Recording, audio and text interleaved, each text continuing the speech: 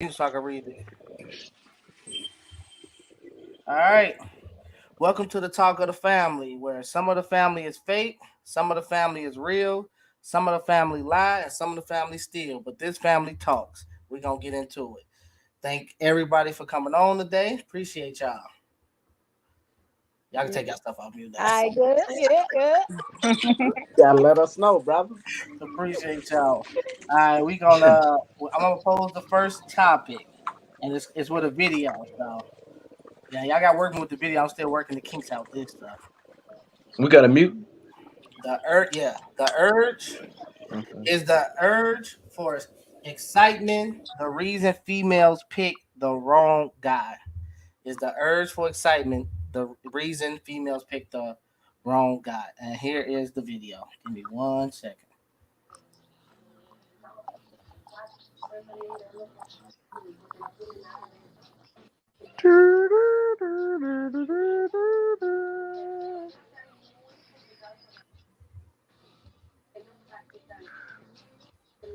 All right, here we go. Oh Lord. Have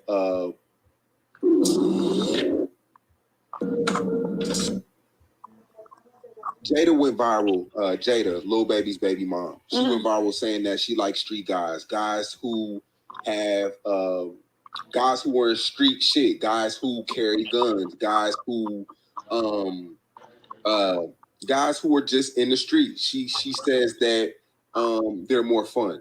And you agreed with that? Yeah, you said Jada said that. Jada did say that. Lil Baby's that's baby true. mom. That's absolutely true. That's true. It's a thrill. That's all that is. It's like, I don't know, thrills is fun. You know, it's exciting. Being with somebody that's calm and just don't got nothing going on. It's like, let's do something exciting. Where the excitement is? Like, let's get into a fight. Yo, so your life being on the line every day, No. that's a thrill? No. Risking your life is a thrill? No, I ain't gonna lie. It used to be, but it ain't gotta be every day. It could be here and there, but not every day. But you like a guy to where every day his life is different. He's doing something. It's a different day every day. I mean, like a guy working a job, the same, come home, go to work, no excitement. To you, you don't want that. You want something to where every day is different. Ain't nothing wrong with that, but he gotta be fun. He gotta do something to make up for, like, not even make up for what he doing. He just gotta be fun. You can have a regular job. You just better be turned like. But that's the excitement. That's the excitement, and that's what street dudes bring. They bring that excitement, like high speed, running in front of police, yo, shootout, shooting with the nigga, like shit like that. Yeah. All right, so what's y'all thoughts on that? Boy, if she don't get her goofy, It's the urge. Hey, that bitch crazy. Hold on, wait a minute. So hold on, one mic. Go ahead. So technically, she want to get shot. Cause soon as her ass gets shot the fuck up, then she gonna be like, "Oh my god, I should have said." Like, what the hell? You can have fun with a normal man. That man can bring that same energy as a street nigga. Ain't got to do twice as much as that, and you can still enjoy life with your man on a calm level. He's tweaking. Yeah, but I've heard as a male, I'm from the hood, but I've heard literally women on a consistent basis, not all, but most women literally say guys that work 9 to 5s are boring. They want the car crackers, the scammers, the drive-by drug dealers. That they want all that. Now, that's why I oppose the question, because that's what's happening right now, right? So I'm gonna go with Kenya. Go ahead. What's your thoughts? I feel like it's depend on the age, the type of mindset it is. Cause I ain't gonna lie, when I was younger, I used to find that type of shit fun too. Like I messed with a whole like drug dealers and all that, and it was fun when you're a child, when you looking at that like a childish type of mindset, especially when you come from and when that's all you know. When you see all of everybody around you gangbang, everybody doing this, I feel like when you're in that environment and when you got a young mindset, it becomes fun to you. Now, as a grown woman, will I say that's fun? No. Would I want my daughter to do it? No. But I do could understand. You gotta look at the background where people go. It's like a childish mindset. A grown woman not gonna say they enjoy a man that's, doing all that type of crazy stuff. But I feel like with these young lost girls, they only do what they know. That's what they find they fun in. Oh no, I think I must be pussy then because when I was that age, my ass was scared. Shit. So you trying to tell me ain't nobody, none of y'all women on here had an attraction for that Nah, fast pace? Hell, I did. When I was young, I used to love that shit. The police pull up on us, we all get searched. I'm holding guns for people, all hell kind of no. shit. Oh my I, god. hell yeah, I used to love it because, like Kenya say, when your mind No, we right, different. I hate it. Mm-mm. Who was that in the background? I Hello, Oh, like I'm the sorry. thugs, but shit, You say not the what? ones not the ones I like thugs, but shit. Back in the day, I used to like me a thug, but But let me ask you. not the ones that go to jail and tow guns. No, I was scared of that shit. I ain't gonna be from my move. But look, has No, that mm-mm. excitement, that urge for that excitement, has it made you pick the wrong guy, right? Because I know we all get grown at some point, male, well, women, y'all get grown at some point, mature. Do you not? At some point, you like, okay, I want somebody a little slow, quiet, got a 9 to 5. But throughout your life, because you were enjoying, the excitement of the drive-bys and those type of guys, has it always been where you like, damn, you look up, man, I done I messed up I don't guys. knock nobody hustle. I don't knock nobody hustle. Whether you got a 9 to 5, you hustling to get it. Some people only know the hustle to go get it. Some motherfuckers don't know how to work no 9 to 5 for real. So I don't knock the hustle. Whether you go get that, go long as you getting it. I don't knock nobody hustle. Long as you getting that shit. But I ain't never been with the. I don't know. I always liked to meet a man with a 9 to 5. I ain't never been that kind. Even when I was younger, like I was a little fast, but shit. At some point, I had to grow up. I had my kids young, so it was different for me. I don't know, but I feel like I I don't feel like like nobody hustle either, though. yeah, I feel like women go after those types because them type of men make them feel safe here. Because I feel like women who only like in 9 to 5, they think that they pussy, like they can't protect them for some reason. I don't really think it Yes. got nothing to do with that. I just feel like when we sit there and we talk about what's the fun about it, like the whole excitement of it, like when you sitting there in a young, like when you're younger, like the way these dudes are, you in a car with him, he probably serving, he probably doing this, he making his money, he got you in the car with him, and you find it fun. Y'all might be drinking, y'all might be smoking, but you got to sit there and think this is what people do when this what motherfuckers used to do when they was young. Like you might go on the block, you might do this, that, and the third one. I feel like when you from that environment, you find it fun at that moment because you ain't got shit else to do. Because You that's want, what everybody else does. but you weren't scared. I mean, it's times when you probably be scared for your life. You get in a situation, you be like, okay, this was a little too much. But I mean, I'm not gonna sit here and act like I'm holier than now. Like, yeah, I grew, like I'm married, I'm a totally different person. But back then, that shit was fun to me. And I could see how some people say that shit is fun to them because they haven't grown up. And when you from that environment, it's just you gotta sit there and think about it. When you like, I'm from the low end. Everybody low end, they used the projects right behind. You got the niggas that selling drugs. You got this going on. You got all this fast pace. You got the block parties. There's so much to do. When you ain't got like ain't nobody doing nothing productive. So it's like shit. We might as well go do what everybody else do. We all kicking. Really? I never I found think that exciting. Ho- hold on, Twan. I'm gonna let you go right at. Go ahead. What you say, Ramisa? I never. So my dad was always in the streets. Like if you know my daddy, he streets Inglewood. Don't know no 9 to 5. Can't call it.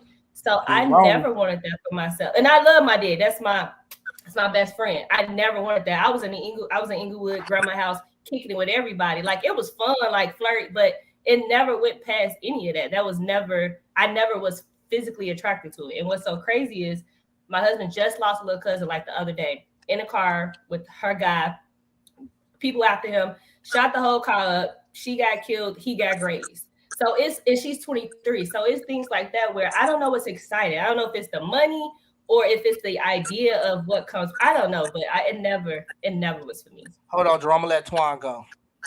That's interesting. Go Yeah. ahead. I think for the most part, what these young ladies saying is kind of like halfway true. It all depends on the woman's mindset, her environment, and all that. And but I think for the most part though, that thrill never get lost though. And a lot of y'all women ain't really speaking on the truth of that because it's like, we'll be in these relationships and just imagine just like a regular day in your relationship, that shit be boring as fuck. And when you in that relationship and you just in that shit, you know what I'm saying? And even y'all women like who probably used to do that shit when y'all was young, any relationships that y'all in now, on a day basis. Y'all be in y'all phones all day. Y'all just be in y'all kids. Y'all ain't really got that thrill, and y'all can't tell me y'all don't be missing it, cause it comes out in the conversations, the arguments. We could tell y'all be missing that thrill. So the question is, like, do y'all really be missing that thrill for real, from when y'all be in the streets, when we be doing the shit that we do in the streets versus when we in the house going to work every day. Yeah, and I'm gonna piggyback off what he's saying, and I'm gonna go to Robish. I'm gonna ask you because you said your daddy was in the streets, and so how did you not be right? Because we all know that if you got a father in your life, you kind of I don't know how to put it, but like I want my daughter is a representation of me. So how did you not be a represent like as far as that mindset like your dad? Like what? Like how? Like I don't because most girls or dudes, they go off of what they see. My daddy used to get into it with so many niggas in Inglewood off of me just from liking me or even trying to talk to me. So that's part A of it. And part B is probably my environment. Like, granted, I was in the hood. I didn't live in the hood. I grew up in a cul-de-sac. Then I moved over here and I went to high school way on the north side. So it's like, yeah, I could have easily probably went down that road, but I wasn't in that environment to kind of fall into that either. Okay. So, and then when you say like the thrill and excitement, it's two different thrills and excitement. When you're young minded, the thrill, excitement of, yeah, we in the car, we drinking, da da da, versus when you're in your 30s, yeah, we still want excitement, but it's excitement like, oh, babe, plan a date where I didn't look up nothing. Or it's, playing something on a Thursday. That's our excitement. It's not the excitement of being with some dude in the streets. It's just not, that's not what it is. But yeah, I didn't go down that road. So y'all don't so King, you don't get bored of me? You know, I mean No, I ain't say I'm I from the don't get streets, bored. I but feel like I'm it's from the something. project. Yeah, damn it. I Nah. grew up around. So No, you I don't feel get like bored? when I no, I don't get bored because I mean it's something that I had to grow out of. Like at the end of the day, was the stuff that I was doing back in like when I was younger, was that shit safe? Was it smart? Was it something that I could do every day? No. Did I enjoy myself doing it? Yes. Will I do it now? No. But now I'm in a totally different space where I'm okay with living in the suburbs. I'm okay with being with one man. I'm okay with the married life. I'm okay with doing a day to day with the kids, and we still actually do stuff. I found other ways and excitement. Like we could play board games, we can go out on dates, we can go on trips. That's what excites me now. I feel like when I was younger, I had a good time. I'm not gonna sit here and lie. I feel like some people want to make it seem like they holier than thou and make it seem like, oh, I was never that just because it's the right thing to say. But I don't have no shame that I used to sit there and be outside. I used to be on the block where they used to have the block parties, and it's the other thing where everybody outside kicking it. That was fun. I'm not gonna lie and make it seem like it wasn't, but it was two totally different climates. Back when I was outside in the streets, it wasn't getting it wasn't like crazy how it is now. People wasn't randomly getting shot. Like you could actually be outside and nothing can happen. Will I do that shit now? Absolutely not. Will I suggest young people do it now? Absolutely not, because we in two totally different climates.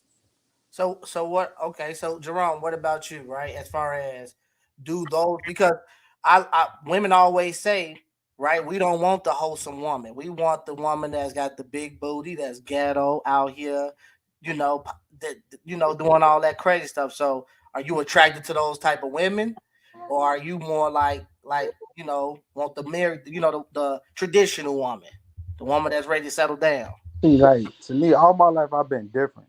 So like I think a different way than other people. See, I go by energy. Whatever attracts me to that person, and I feel like it's a decent family and shit like that. Like then yeah, you know what I'm saying. Like I don't mind a girl with like the sexual the features of her body don't attract me to that woman. if they say yeah catch my eye, but what's gonna attract me to that woman is the mindset, how she carry herself, like how she move, how she work.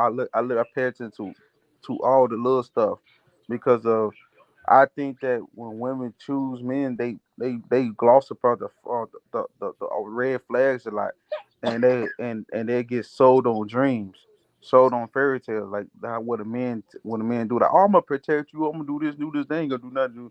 But if you go to a man with in the streets, you if they can't get to him, they can come to you. Everybody can get touched. And I feel like it's more security with a man that have a 9 to 5 because of 9 out of 10 nobody know that man. You see what I'm saying? And you be more protected. Like if you think that 9 to 5 man can't protect you, you wrong. Cause shit, I had to shoot like you know what I'm saying. Like nobody knew I would have been the protector that where I am until stuff happens. You got to put yourself in a smart move. You putting your life in danger with that. And I think that like that fast money is what drive girls to be with the street niggas because they want it now. They can help you now. You need something done. They could pull this stuff out and get it. But me personally, I don't look at none of like the little girls for that all big booty and stuff like that. I look at girls at how they carry themselves, their mindset and stuff. I don't judge what you do in past.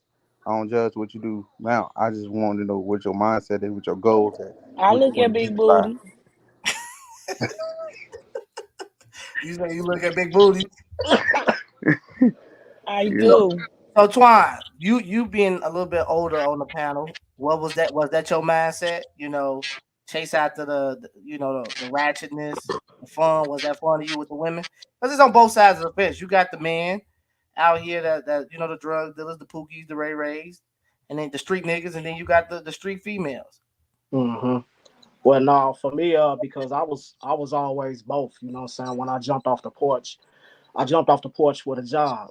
You know what I'm saying? So I had a gun and a job. You understand? So I had a different perspective of the streets and responsibility than most niggas actually did. But for me, I ain't gonna lie, like, of course, the physical attraction of a woman is the first thing that you see. But for me, what's gonna attract me to a woman is her intellectual property. If she ain't got nothing that's gonna draw me in and make me stronger in my thoughts, or feel a little different, or even spiritually, you know what I'm saying? That's what's gonna keep me attracted to her. But all the ratchet shit though, it be cute. I ain't gonna lie. I ain't gonna just sit up here and say that I don't like a beautiful, sexy woman with a little sass, but it's gonna be her intellectual property that's gonna keep me around it all. You know what I But mean? that was that what your mindset when you were like, may say 18, 19? Was that your Yes, mindset? yes, because it's like when none of my niggas working. Did no, you know what I'm saying? So I approach women differently, you know what I'm saying? Because it's like I'm first of all, I'm older. It was a whole lot different in the streets. Niggas was a lot more tougher. You know what I'm saying? A whole lot tougher. So my approach that was like I'm around. I'm a gangster, but if I can show you that I can be a little affectionate or intellectual, and if you match me with that, I'm definitely gonna be attracted to it because like the thoughts, that's easy. Like that's too easy pickings. I'm attracted to something that's different. You know what I mean? So So you yeah, even never, so you never mess with no ratchet chick. So that's no, what you saying. I'm saying Never. I'm attracted to all types of women. You know what I'm saying? The first physical attraction is how she look and how she carrying herself. But what's gonna keep me there is her intellectual property. Yeah, I didn't have sex with all kind of ratchet thoughts, queens, all kind of women, but that's what's not gonna Well, keep me there. I'm gonna be honest. Look, before I met Kenya, I was attracted to ratchet people. I like me a ratchet girl. I like me a woman that was shit because I don't know. For me, I'm an introvert. So even when I met Kenya at 23 years old, she still had a little bit of that. Right? She brought me out my shell. She the one. I started going outside more because before I met her, shit, I was in the house. Oh, look at Kenya improving the situation. I don't know about that going outside. I don't know about that. So look, I liked me a little ratchet. Now as I got older, Hold it on, but turned. you said what again? Go back. You said you was before you met kids. What? I was more introvert. I was in the house all the time. Why you say I wasn't I don't hell. think that's necessarily that? true. Why you That say nigga that? sit up there telling that whole bad broad face. No, Not I don't. First of necessarily, all, bro. She when have say you ever you known me? telling the Cardi lie, boy. Look, when have you Yeah. ever known me to go? When I say outside, I'm talking about one. I wasn't Mm-hmm. introduced to lounges before I met Kenya. I wasn't introduced. I didn't. I went to one club outside of college. One club, and I'm talking. Ain't nobody talk. When you She was in said that's the college, Jussie Smollett lie, boy. but when you was young, In we DeKalb? just talk about young. When In you was DeKalb. young, you was gone hitting them streets. We all had certain parts. I'm speaking on the part where I literally stopped going outside, and I literally stayed in the house. Outside, what? And when you talk about outside, I wasn't in no damn streets on the blocks. I was So at was you Navy attracted Pier. to the ratchet chicks when you first started, dealing with girls? Was you attracted to the Yeah, little? we was at Who was Gary, ratchet? Indiana. All the ratchet girls was out there. Who Shit, was ratchet? I I ain't was gonna lie skipping to you. school for the ratchet girls. It I ain't was gonna too. lie to you. When I was Who? younger, I was man. That's all I used to seem like. I used to get the ratchet girls. I had to what go to see with my one eye open and stuff. Like man, I ain't dealing with that no more. So look, Romy. I'm gonna ask Romisha this: since your dad was in the streets, if you brought home a street dude, what you think he would have did? You gonna go to the part after I get done? Oh, he was never going. Oh, nah, he would never go. Nah. It would be a problem immediately. He would probably cuss him out, fight him. I'm sure he would fight him. He fought my husband when we first got together. What? Because it wasn't that he was in the streets. Yeah, it wasn't that he was in the streets. He had a child like freshman year of high school. So now I started dating him like sophomore, junior year. It's like, the fuck you gonna do with him? He got a baby already. So it was World War III after that. Oh wow. Dang, that's crazy. Dang. That's Yeah, strong so though. he wouldn't do it all. That's strong That's though. tough. I can only That's imagine the strong. trials Yeah. and tribulations you went through in that situation when you got a strong, aggressive gangster father who trying to love you the way he think he doing it right. I know you had some Wait, but wouldn't you would consider him being a contradictor or a hypocrite based off the fact like how you if you let's say you hypothetically wanted to start dating dudes that was in the street, could he be mad because it's like dang you in the streets, you would come off I don't think he could. I think now that I've gotten older, I understand his perspective. It's just like, you want your kids to do better and be better than you. And I was playing sports, I was going to school for free. So it's like he probably saw I had a certain type of future and didn't want me to go down that path. So I get his intellect. And I'm 32, my daddy is still crazy. And there's nothing changed about him at all. But him and my husband like best friends. Now they play the game, they go see sports, they talk for an hour. It's completely 60.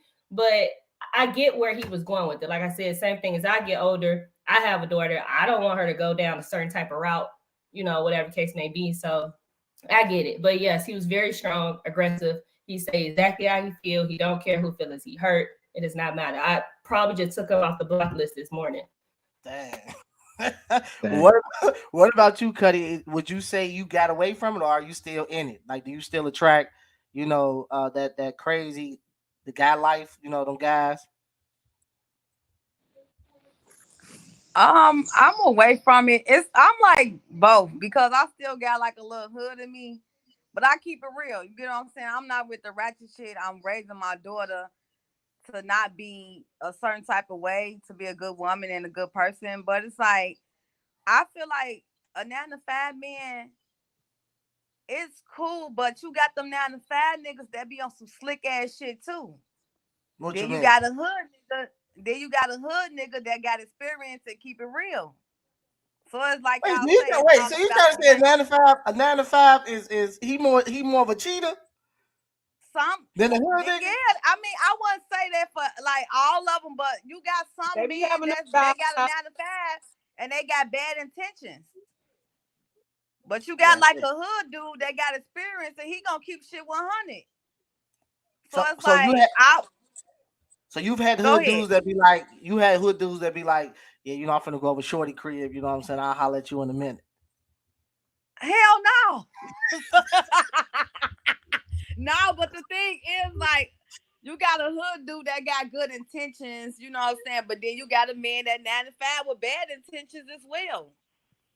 But I want me a 9 to 5 man, a good man. He can hustle on the side and everything. Like I want a good man. I ain't got time for that crazy ass shit. You got men that 9 to 5 put their hands on their women. Baby, They be them fucking good up men these still niggas. slick as hell, baby. They slick. They look here. They so motherfucking slick. They doing oil changes, okay? They slick as hell. Them Mm-hmm. good men slick too. Yeah, they be putting their hands on their women, then they go to work like ain't shit happen. Oh, I I'm don't just know fucking about that, around. but I'm calling yeah. cap. I'm calling cap. Good. I'm a Some of them. 9 to 5, and I'm a good man. All right. 1 out of 1 million. See, It's a that's lot of good. niggas that I ain't be gonna lie hiding to you. I call behind that I, whole I call gang a thing. cap too, cause I go to work, never put my hands on a woman ever. Like you know what I'm saying. If I'm in a committed relationship, we in a committed relationship together, and we talking that, I ain't gonna step out. It's not gonna you have more of a chance of a cheater if you in the streets because of so much variable. That's so much girls you get the money. Like you know what I'm saying. That's that. People Like you be know what I'm having saying. work relationships. What are you saying? Hey, People yeah. got Yeah, real I good wouldn't They be say sense. at Your like work with ass. Come work on Facts, now. wives. facts.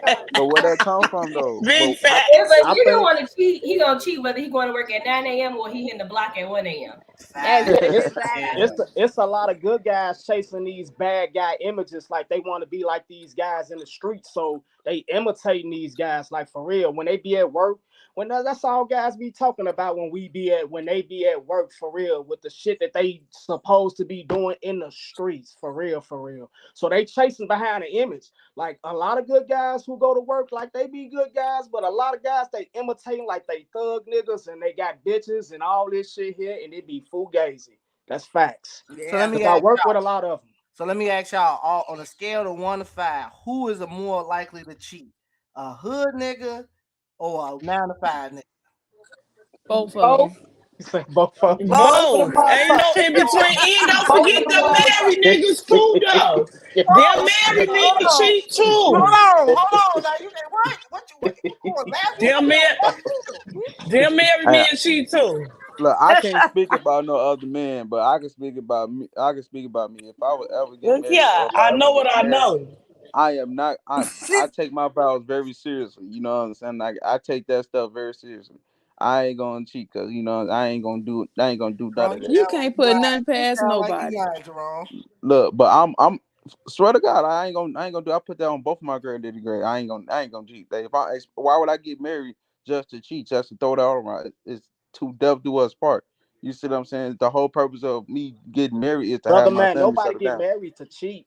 And Exactly. a lot of people don't have intentions on cheating. Cheating ain't something that Yeah, that might not be men your wake up in the intention. morning to do. That's not something we wake up in the morning to do. So for you to put that on yourself, like I applaud you, but it's like, brother, that's like saying you're gonna have the perfect life for the rest of your life once you get married. God bless Mm, you if you do, and I pray to God that you do, because that'll be a good example. But I'm thinking that 9 times out of 10, you're gonna have some type of intentions on looking at some ass or something, brother. You know what I'm saying? Like, just to be honest. No, he got a point. He got hold on, John. I got you. He got a point because I got married. I've been married six months now, right? And I came and told King of this. So I'm gonna share with y'all.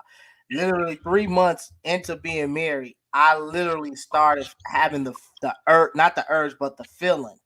I guess mm, urge, whatever you want to call it, but just like I don't know, fidelity, like you know, trying to cheat. I had the urge to like want to cheat, and it was weird. And I was like, but and it's crazy because before we got married, I hadn't had that urge. I didn't have it. I wasn't thinking about cheating. Didn't want to mm. know that shit. As soon as we got So married, what 3 brought months, it on? I don't know. Women, Oh when yeah, women see that ring, yeah, that yeah. makes them That want was you the more devil. because Yes, that's it's, that Romeo, that evil. was it's the devil definitely the trying to get in devil. your soul, Romeo. Yeah. He was Uh-huh. definitely That was trying the to get in devil my trying shit. to get in your soul. That was a test. That was the Hey, and you Cause I passed ain't, that test.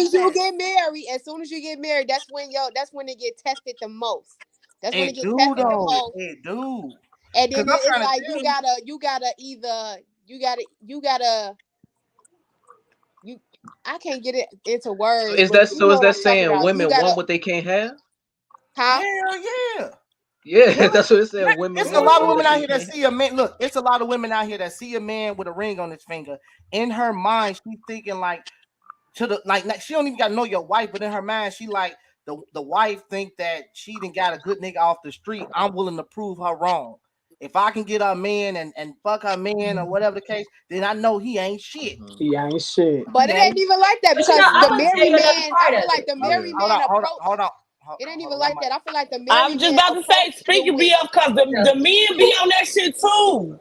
but The I'm gonna tell you married Hold another man, part on. the because you really know ones what? that approach it and Romisa, open that hold on, door Romisa, I got you. That's Go your ahead, and Romisa. open that door. So once they open that door, then you got the side. You get to talking to Jerome, the I hear girl. your She gum. I thinking, hear your gum.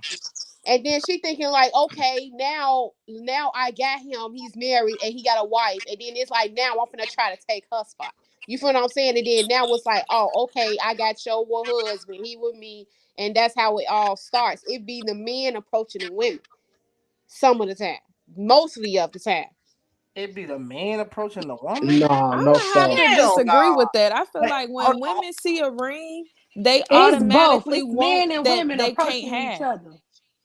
I feel like women got this To thing where me, they Talk that always shit, want what they sis. can't have. So I feel like they gonna Yeah. automatically be like, you know what, I could get him because I know I don't want they because females trick themselves into thinking that they don't want to settle down. I could just have her nigga when I want him, and he gonna give me whatever I want because he ain't gonna want me to tell his wife. So women got this delusional one. They want to get one up on somebody because women do that. And that's what happens when that's why they want to mess with married men. I'm not gonna So, say it's a lot of married hold on, men Romisa, out here that like to I gotta cheat get too. Romisa in there. I Hold on. mean, but I feel like with people that cheat, you know your husband is gonna cheat or not. Hold I on, mean, you if can he get her. want Wait, to wait, you cheat, can get her. But once that ring though, because we always have our ring on. The men have their ring on too though. That's what I'm saying. yeah. But when a woman look at that man thinking, oh, he married, but it's up to that man to walk up to that woman But I'm and get saying that leeway. it's a lot of That's women not that just necessarily true. confront the man Hold on. though. What if These he Hold women just on. be are standing forward there, just One mic. wait, nowadays. just One mic. what if he's just standing waiting in a restaurant for something, like an order or something, and the woman sees him, oh, he looks good, he got a ring on him, and she approaches him. He's just supposed to Nah. sit there and just like ignore it, just like, oh, you know what, I ain't gonna say hi or anything like that. Hold I'm on, hold on. waiting I for the gotta order get to come. Romisa, y'all, because she has something to say. Go ahead. Hold on, y'all. Go ahead. Go ahead, Romisa. No, I was gonna say Then it's two Twan parts and to it Jerome. because when I go out, married guys do approach me more than single guys. And then when I say I'm married, their first response is, "Are you happily married?" I'm like, what the fuck does that mean? But I mean, okay, regardless, and they have a ring on, I got a ring on, but they still try.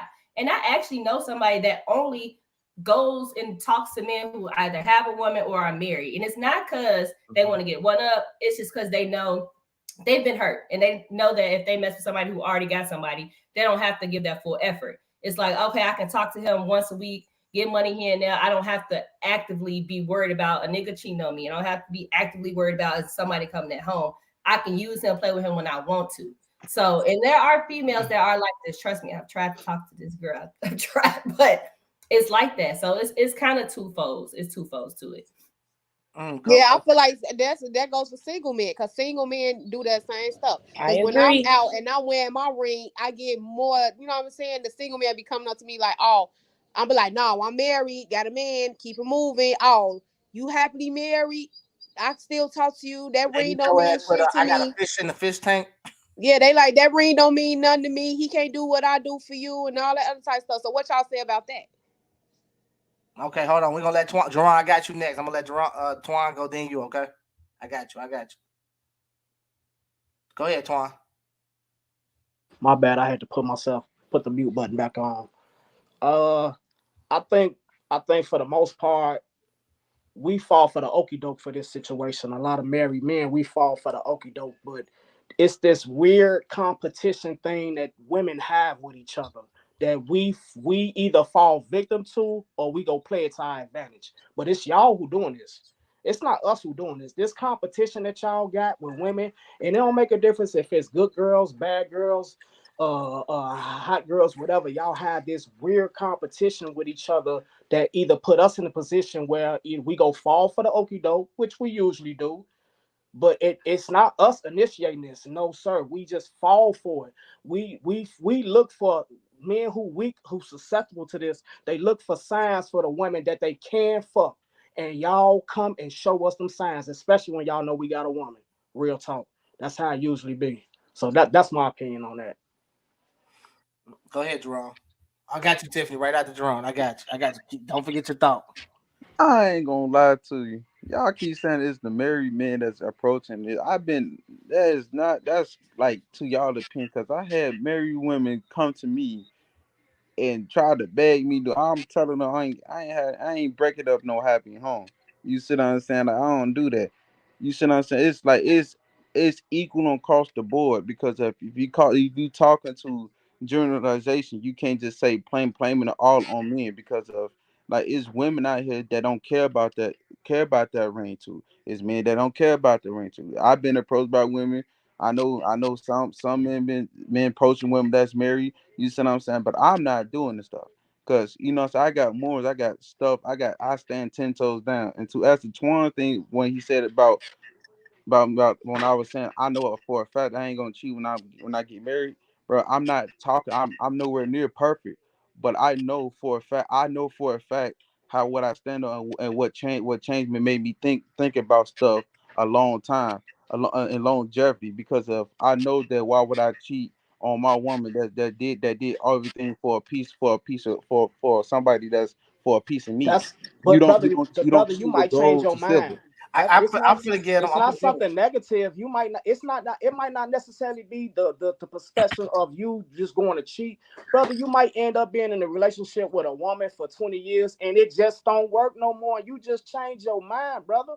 It don't necessarily got to be something that, I'm just saying, you just can't say what you not gonna do for the rest of your life.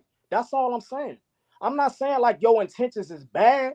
You might have good intentions on cheating. You think every cheating, every situation about cheating ain't somebody fucking.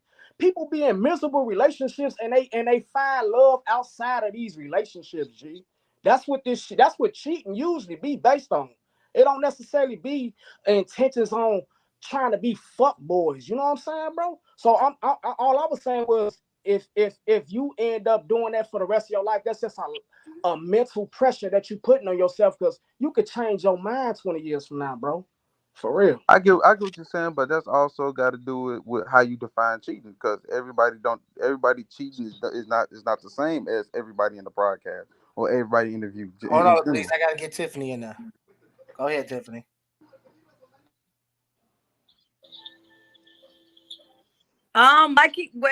I had a married man that approached me.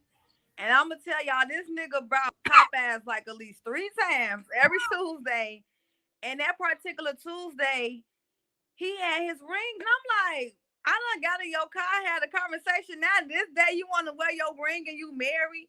And he was just like, what I supposed to do? Broadcasters? Nigga, we done been going to pop ass for the last 3 Tuesdays. I got in your car, we were talking all kind of shit. And now we okay, so after we bought the food, get the receipt, we sit down. I looked over at his fucking hand, he had his ring on.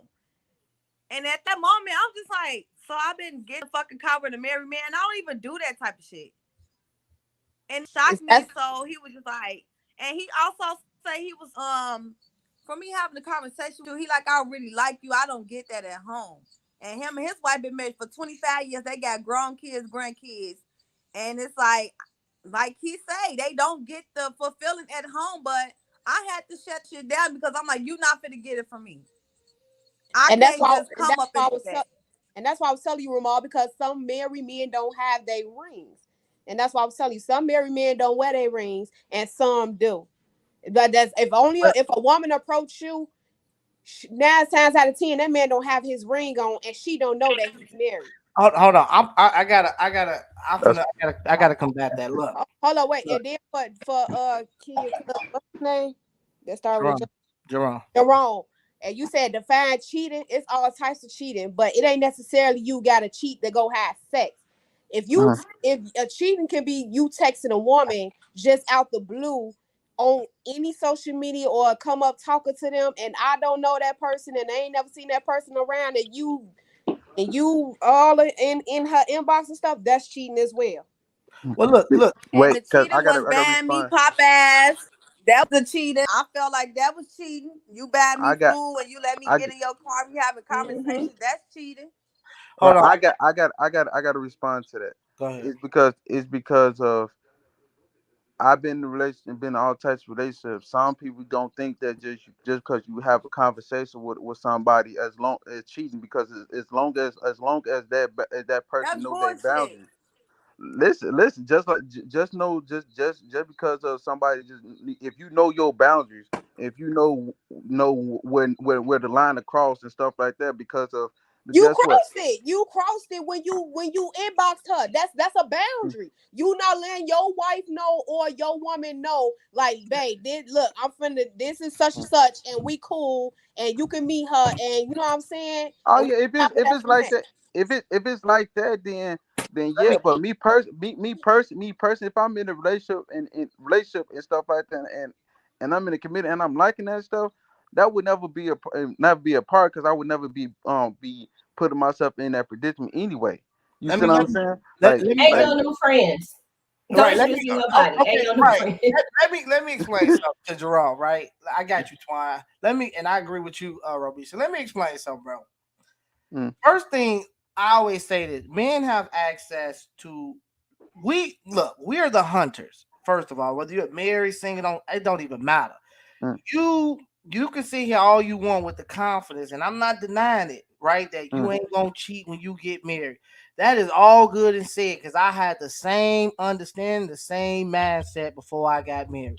You don't know what you gonna do until you in that situation.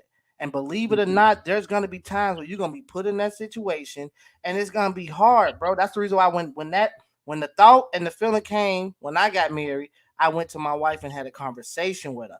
It ain't mm, easy, bro, as you think it is to sit here and be faithful. It's mm. easy to say than done. I'm telling you. But I understand that. I'm not saying it's gonna be easy, and I'm not saying that out I'm not saying that part is not gonna come. But what I'm saying is, as of now, as of knowing me now, I can't No, talk about what I'm gonna do in the future, bro. Like I I can't, like respect that. I it respect ain't that. But there let me yet. give you a scenario. Let me paint you a picture, right? You and your wife ain't got to be, because I was saying you could be got to you got to a lot of times men cheat based off going through something with their wife. That's not 100% true. You and your wife could actually be happy, but y'all might have had an argument. You might have had a disagreement. You're actually happy, but just that particular day you had an argument, you had a disagreement. You go to work or you go somewhere, and there's always gonna be a woman that literally gonna throw herself at you. Literally, it's women out here tell you, "I suck your dick," straight out. Pause. But there's women out here From that behind, he that is ain't straight never up had tell you that. that shit, like, "I fuck you," like blatantly will say, "I will fuck you." And then what? And you talking about that's the day you and your wife had an argument. The devil creeps up unexpectedly. So that them days where you and your wife happy, but y'all might have a disagreement. And you go to the store and that motherfucking girl talking about some she can suck your dick, you damn near gonna go. You gonna think at But least. that's physical, bro. That's That's the physical. point. We are What physical about the beings. We other are what about attracted the to other physical. what about the other side of it? What if a woman comes up to you and say, "Hey, tell me about your problem"? There go your cheating Same right there, shit. but it doesn't have to be Same physical. shit. Look, when we It's said, not look, physical. there It's are rules. There are Denise. rules. It's just exactly what Denise was talking It about. don't matter if it ain't It's different physical. forms of It cheating. don't It matter. it It don't have don't to be matter. physical. And I know that I'm agreeing with you. It don't matter if it's physical. Look, with marriage, it comes. You have to one respect yourself, and value your wife, and value your commitment that you set with your wife. At the end of the day, cheating is verbal. It's mentally. It's emotionally. It's physical. It's all of those things. It's all of them. So it don't matter. You cheating is cheating. You have to have boundaries as a man. Your wife can't force you not to cheat. You got to be able, when you walk out that door, you got to stand on something, no matter what. If a woman come up to you and say, "She, how you doing?" Damn it, you nigga, you better act like you ain't hear her.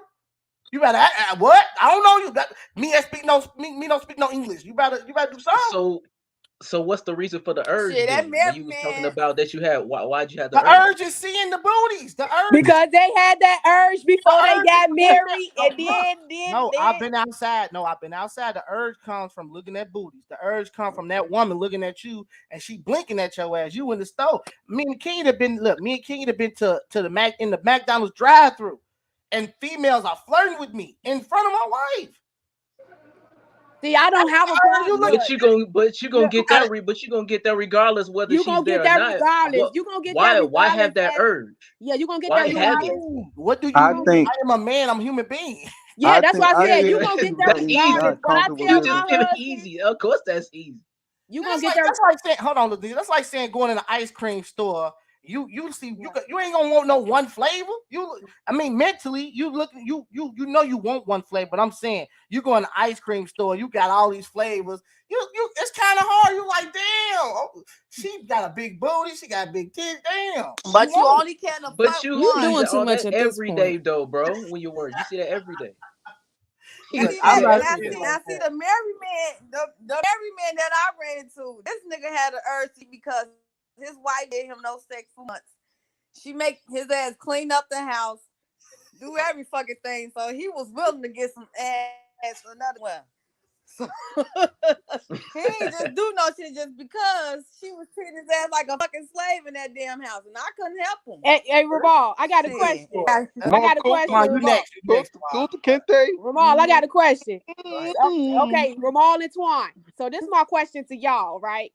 So when it is either married or not married, you feel what I'm saying? And y'all working in their relationship on to get married. So when y'all in that relationship, right, and or that married life, right, and y'all used to before y'all got into that married life, y'all was used to y'all little hoes and shit like that. But then when you got married, sexually, say like sexually, if your husband want to say, "Ooh, I want to, I want to fuck you. Come in your mouth, come in your chest, on your chest and shit like that." I feel like that's not respecting your queen. So how do y'all feel about that? Do y'all still like that shit as y'all wife and stuff like that, or do y'all respect y'all queen? Go. I'm gonna let you go, Twan. I'm gonna go ahead and go first on this, but because it's gonna be definitely some controversy in this. Because first of all, if I marry somebody there, that means I must have some type of ultimate respect or higher level of love for this woman. But for you women who don't understand that if a man was used to getting pussy before he got married and think that it ain't your responsibility, you tripping. It ain't got nothing to do with no disrespect to you, nothing like that, Miss Lady. But it's like, think about this: you just replaced 100 hoes. You don't think it's no responsibility in that sexually? Yeah, you hell yeah, he need to be coming on your face, your thighs. No Hold on, disrespect. wait a No minute. What? Hold on. disrespect. I'm gonna answer Wait, next. wait, wait, wait. What if That's my what if opinion. My you opinion what? is it. I never disrespect my queen and nothing like that. I would never come at my queen bogusly. But it's not just about me though. This is a two-way street. I was used to a certain sexual life. So if I'm finna get all that up, at least be willing to replace some of that. Okay, what if you brought the sex drive to that person and that person never had like that thing? But what if you brought that sex drive to that person and you like slowed down and started respecting yourself Well, let me explain something to as you. a Look, woman? look. I, When I, when go you ahead, when cuz. you get That married, means she when you get married, it's about y'all introducing. You might even if I'm the one that brought the sex life to her, I'm introducing you to something, and we got to figure out what you like and what you don't like. At the end of the day, as long as we have an understanding that I don't give a fuck if we had stale sex every day. God damn it, as long as you giving me some damn butts, that's all that matters. Because you got to think. You got to think. I'm now literally for the rest of my life as a man finna be monogamous to one woman, one vagina. All right, so you can't get stale on me and be like, "Not tonight." What the fuck do you mean, not tonight? That ain't right. Right? It ain't the sex part. It's the like, bitch, you gonna respect me. You ain't finna come on my face or and on my motherfucking But chest look, and get that's all depend on what she like. If your Right, wife, yeah, if yeah. you met look, and this is another thing. I, Ew, Hold on, I'm gonna say this, then I'm gonna let y'all go. Look, I'm gonna say this. I nasty. I'm understand. gonna say this, then I'm gonna let you go. If you as a wife, look, if you as my girlfriend, you were letting me bust on I your don't even want that shit in my and do mouth, all hold on. shorty. But if you was letting me do all that before we got married, how the fuck we gonna get married and all of a sudden you want to act like you an angel now? what if you weren't doing that though before you got married? You were like when y'all was in a relationship, when you got I'm married, you weren't doing that, and then it's like his because It's got to be some type of compromise, cause like, right, listen, he ain't necessarily just got to jump out the gate and just like be trying to slut you out, man. Let's just go ahead and keep it right. honest. okay, But let's it's keep it got, honest. Let's keep it honest. Let me tell you. Hold on, wait, But you Twan. gotta be willing. You gotta be willing to be his Wait, slut, Twan. though. Let me tell you. No, okay. I'm basing it off Be myself my now. slut. Hold on, wait, because I when I was in high school, I drove Marks. Marks wasn't getting no type of pussy like I drove him to that sex drive. Okay, like to having sex like damn near every day. So when my kids came along, it slowed down. But before then, he ain't never said, I want to come on your face, I want to nut on your chest, none of that. You feel what I'm saying? But when I got married, that's when the porn came, and that's when that I want to come on your face and I want to come on your chest Why type not be shit. And open I feel minded? disrespectful like that. What? No, why not be open minded? That's your husband. This nigga Yeah, that's your what life. You want we to trying to spice it understand up. where the Spice it disrespect up. coming Spice it in up. at. How I mean, you you can spice it up, motherfucker. You ain't gotta come on my chest and on my face and shit. Like You is tripping. When you married, you cannot have the same sex for every phase of your relationship. So you got to be willing to compromise, talk about it, figure out what he like, what you like, and just like maybe okay, it's your birthday, you come on my chest today, but next Thank month you. you gonna have to come over here. You just got to be willing, like you said, you got to be a little bit of a slut for your man. Now, I ain't saying every day you popping coochie like you That's so just true. on stage, but you gotta mix it up now. Amazon got like $10 lingerie, make it look good. Like you gotta mix it up now. Damn, he didn't say I want to come on Tisha I face got the next. No, he want to come on yours. Thanks, you like it. You gotta mix it up now. Yeah, I was gonna okay. say, like, you gotta think that it's a lot of competition out here. When your man go outside every day, he a hot commodity because it's more women than men.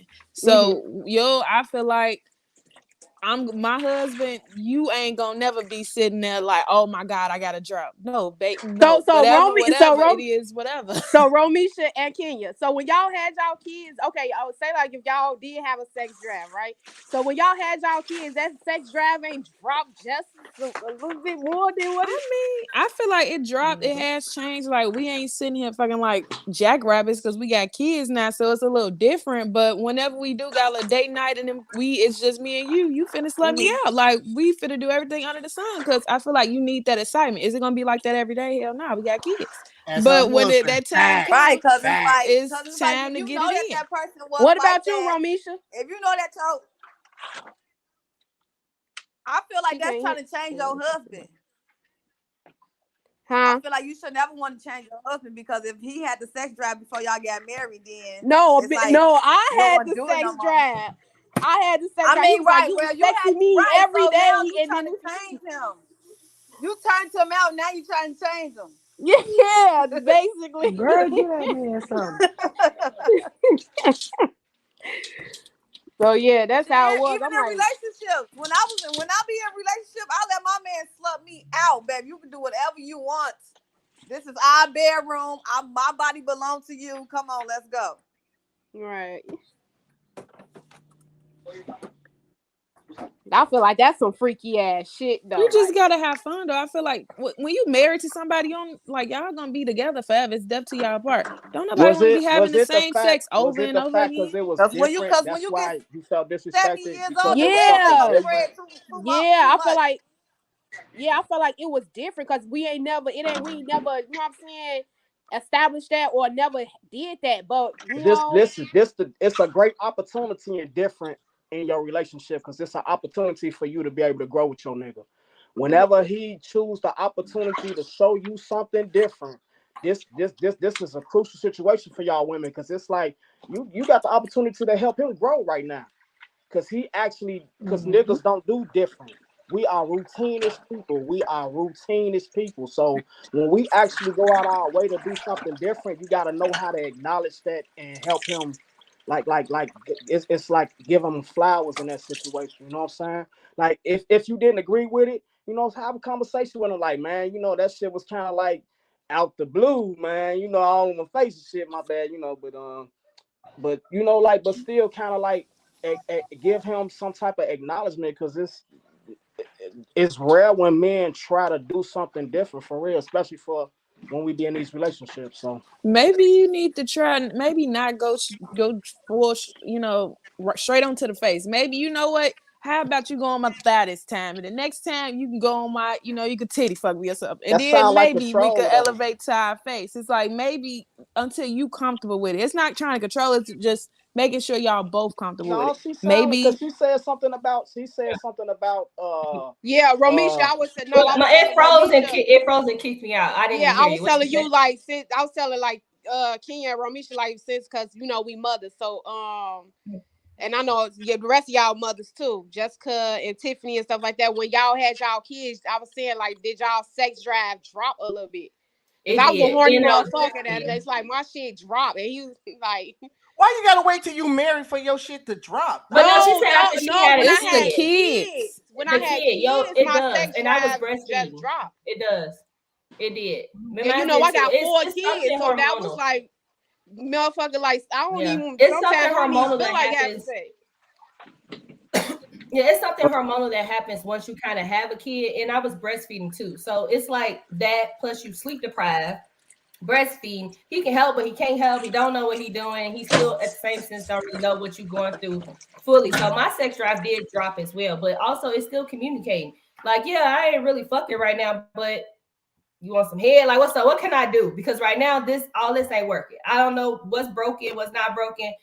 I gotta work this out, and I'm tired. So it took a little bit of minute, but it's also communicating. You got to be willing as a man to understand that I just grew a human.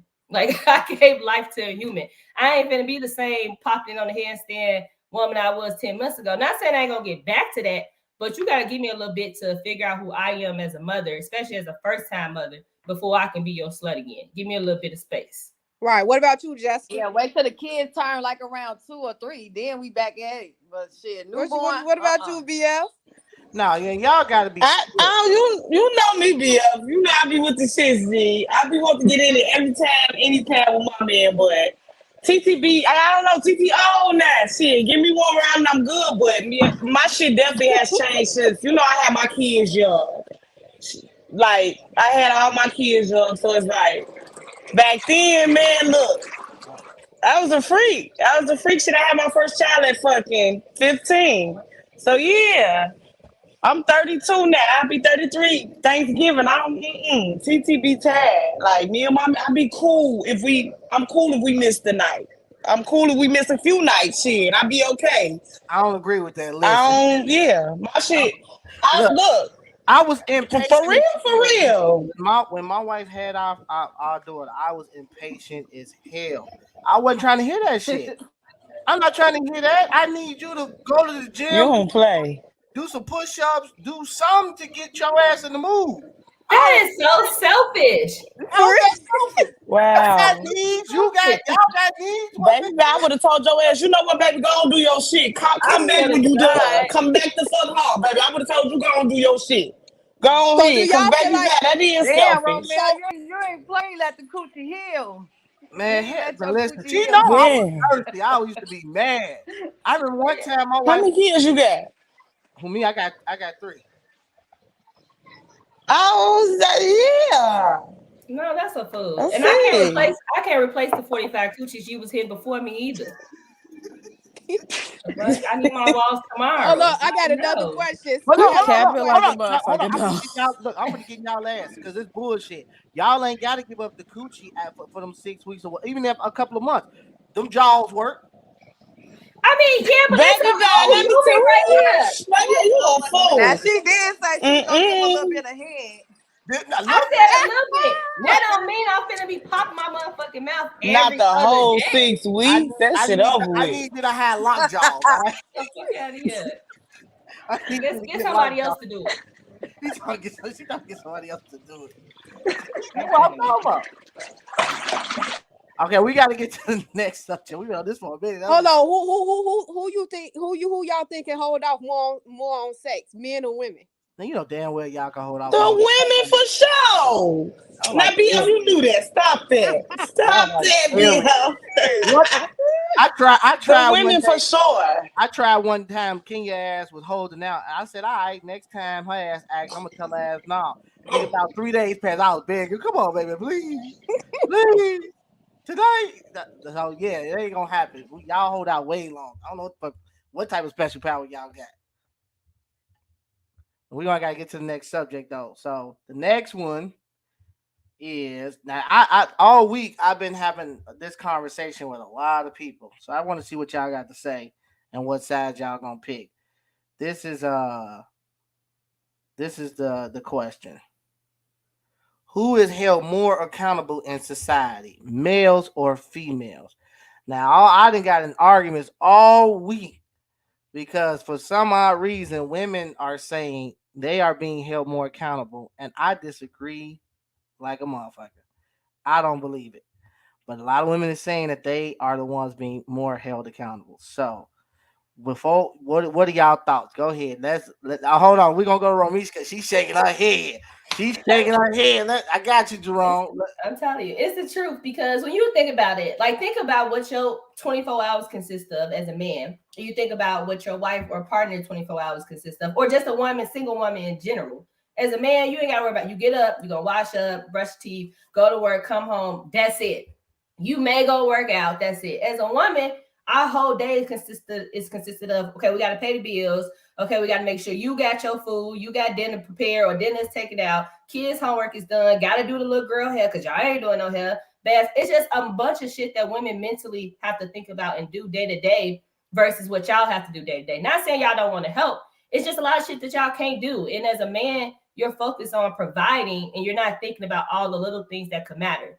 Your clothes is already folded. It's just a bunch of shit that women do, which is why we're held accountable. The lights get cut off. Y'all probably don't even know what the bill was. You don't even know the password right now to your comment. I highly doubt you do. No, so women are held accountable because we take on so much in the household as single moms, as single women in general, versus what a male does. That's why I feel like women are held more accountable in society. Okay. Hold on, Key. I got you, Jerome. Go ahead. I respectfully disagree with you. Okay, and here's why. It's because of if you go talk about like what is truly been structured, the males are the structure of the household, right? We are the providers, leaders, and protectors. So anything in the household that goes wrong, y'all not. And if God come back, y'all not being crushed. It's the man that's been crushed. It's the man that gonna take accountability. Anything that y'all is like just like it's okay for you guys. Like if y'all cannot pay a bill or something. Or well, y'all could come to a man and we could pay the bill, like pay the bill. You got that leverage. A man in the society don't have that level of help like a woman. And on top of that, I do know my password to my Convair. I know my password to my People Gas. I know my password to everything because you know why? Because I pay my own bills. You see what I'm saying? I think women don't understand that we pay bills too. It's not just y'all paying the bill. We paying bills too because we bring home the money so y'all can have the food so y'all can spread it out. We put the roof over the head so y'all can say y'all want to do that. Yeah, we want to help, but you got to understand something. When a man go to work and have all the bread and put and just provide it, y'all said we ain't spending time. So when we cut our hours and get less money and stuff like that, y'all said we ain't doing nothing. So a man held higher than a woman. You can't sit up and say, oh, a women be held accountable, and then the stuff the man doing and woman do supposed to equal each other out anyway. But the structure of the household have to come from the man. The man has to take on all that accountability that went wrong in that household. But you know all that shit that you said, a woman is doing the same thing. Ain't no housewife over here. I You're go to not work getting the too. point. So I just told you the 30 things I did on top of my 8-hour work schedule. So this ain't no housewife game. So it's still the same thing. Yeah, you put the roof, yeah, you put the money in the account. Yeah, okay. I feel like women got more responsibilities, but women never hold themselves accountable. Like we could sit there and say, like, yeah, we got all this stuff to do in the household, but at the end of the day, we are the ones that set up the household like that. A lot of women don't want help from the men because we know men are not going to do it the same. So we always control how the household is ran. Men could say, okay, I'm a cook. What woman going to say? Well, what you going to cook? Well, I don't know how to cook tacos. Well, I don't want tacos. So women take that on. And it's like, oh, I need help cleaning the house. Well, I don't like how you clean the house. So the woman takes on that responsibility. It's not by force. It's just women automatically do it because they like stuff done a certain way. But at the same time, they doing it on their own. Because a man, you can set up where, like me and my husband, for instance, we shuttle load around this house. I work, you work. So shit, while I'm getting the baby together, you get Riley together. While I cook, all you gotta do is warm it up. Like it's a way to share the load. It's not something that you have to do it all. But I feel like women want to put on that cape all the time, and they always want to fault the man when they burnt out. When it's like you burnt yourself out. And as far as society goes, I feel like we always throw our men to the fire. The man is always wrong. Women cannot take accountability. If something goes wrong in the house, we're gonna automatically blame the man.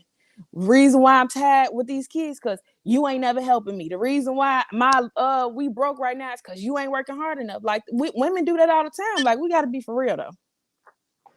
Yeah, And so yeah, sometimes, and sometimes those let me be I like wanted that. to I I, could piggyback off that if y'all don't mind, because I could say this. Look, for the for a fact, a lot of men, we do not take accountability for the small things y'all do around the house. A lot of the things. Not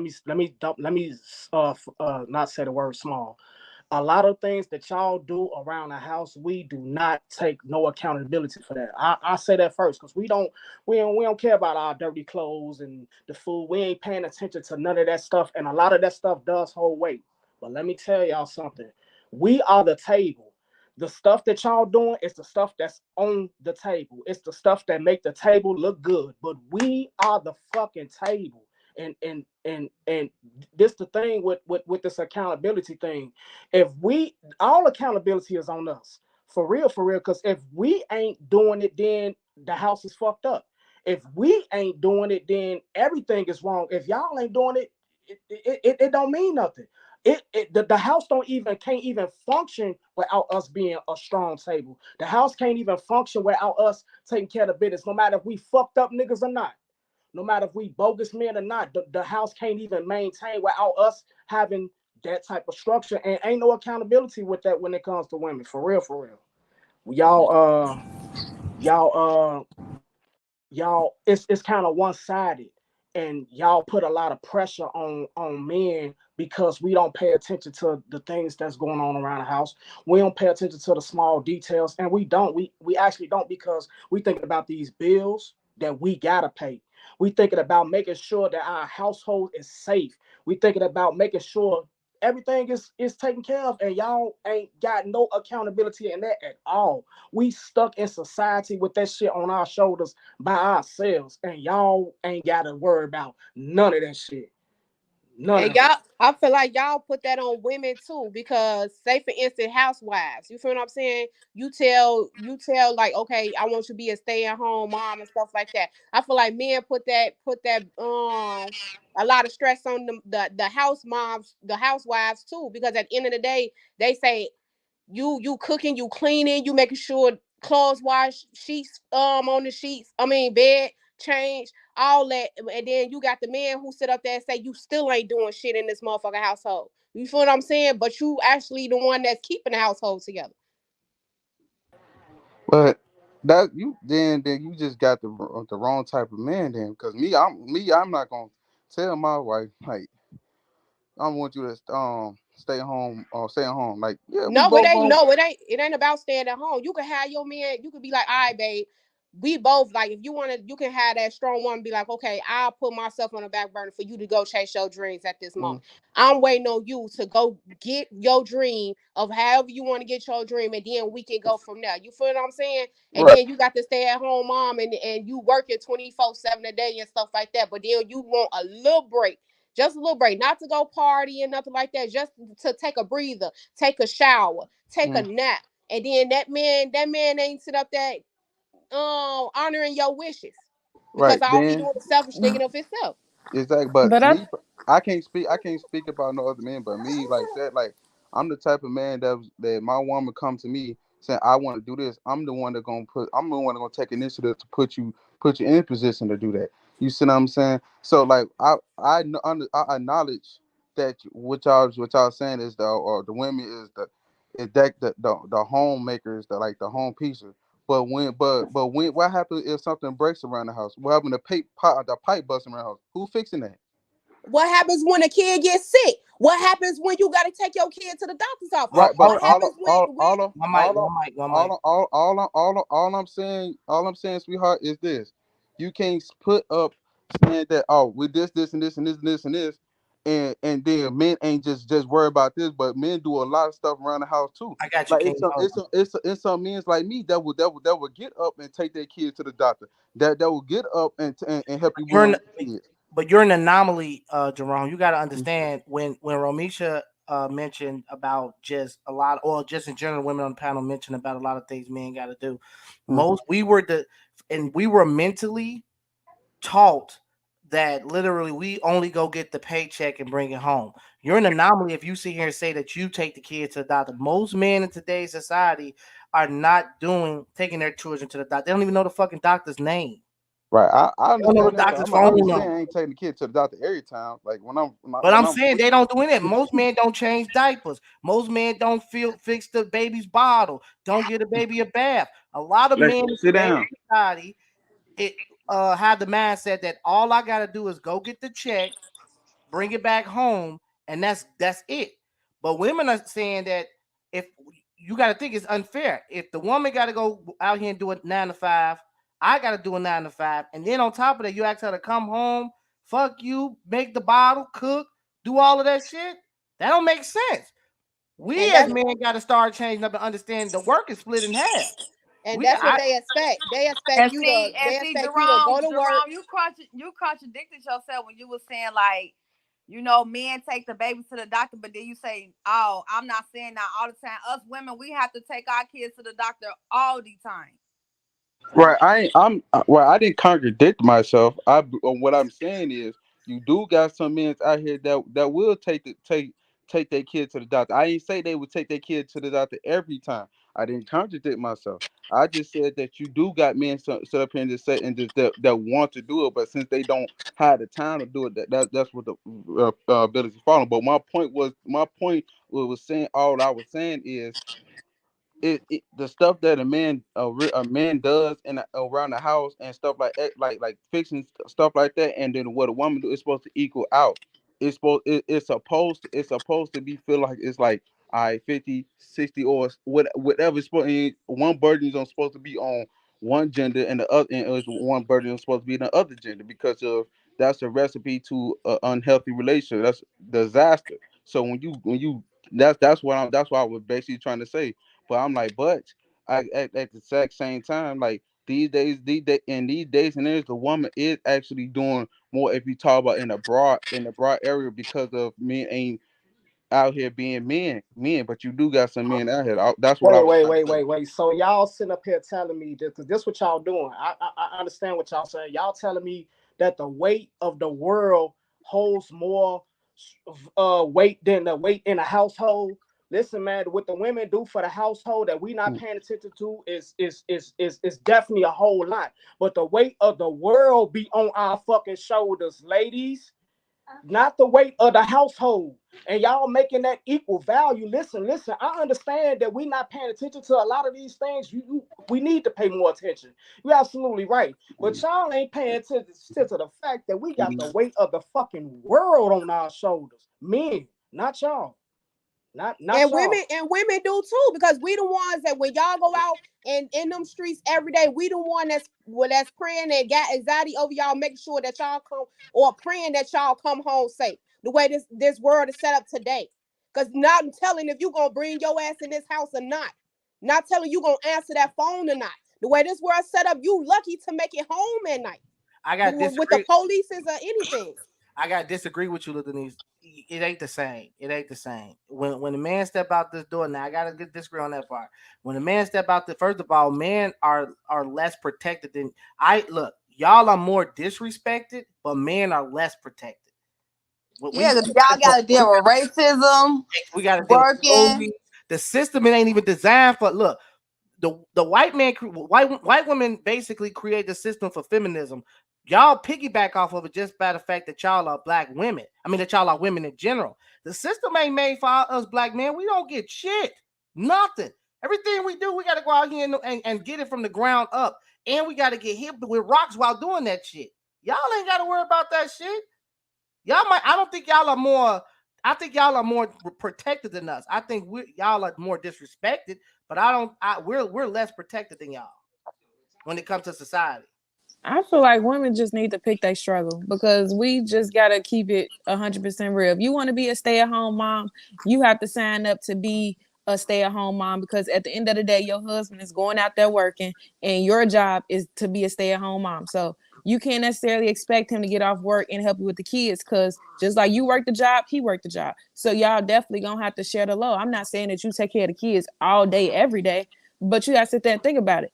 You go outside in the world and you work a job, then you got to come home and work the job as far as taking care of the kids, dealing with your wife, and sit there and have to, she wants you to clean up this, that, and the third when she been at home all day. I can see how a man can feel some type of way. It's like, bro, I've been out working 10, 12 hours all day. You just been in the house with the kids, and majority of kids probably at school. So you're not necessarily being bothered with the kids all day. So it's like we could say as women, like, oh, we have a lot going on, but it depends on scheduling. If you make your schedule right, you will be able to do it all.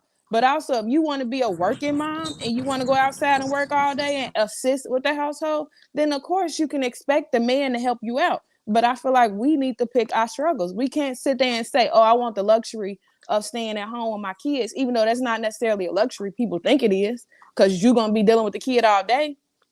You got to pick your struggle. Either you going to go outside and work and bring stuff to the table with your husband and kind of share that load with him, or you going to take on all the household load while he take on the outside world load.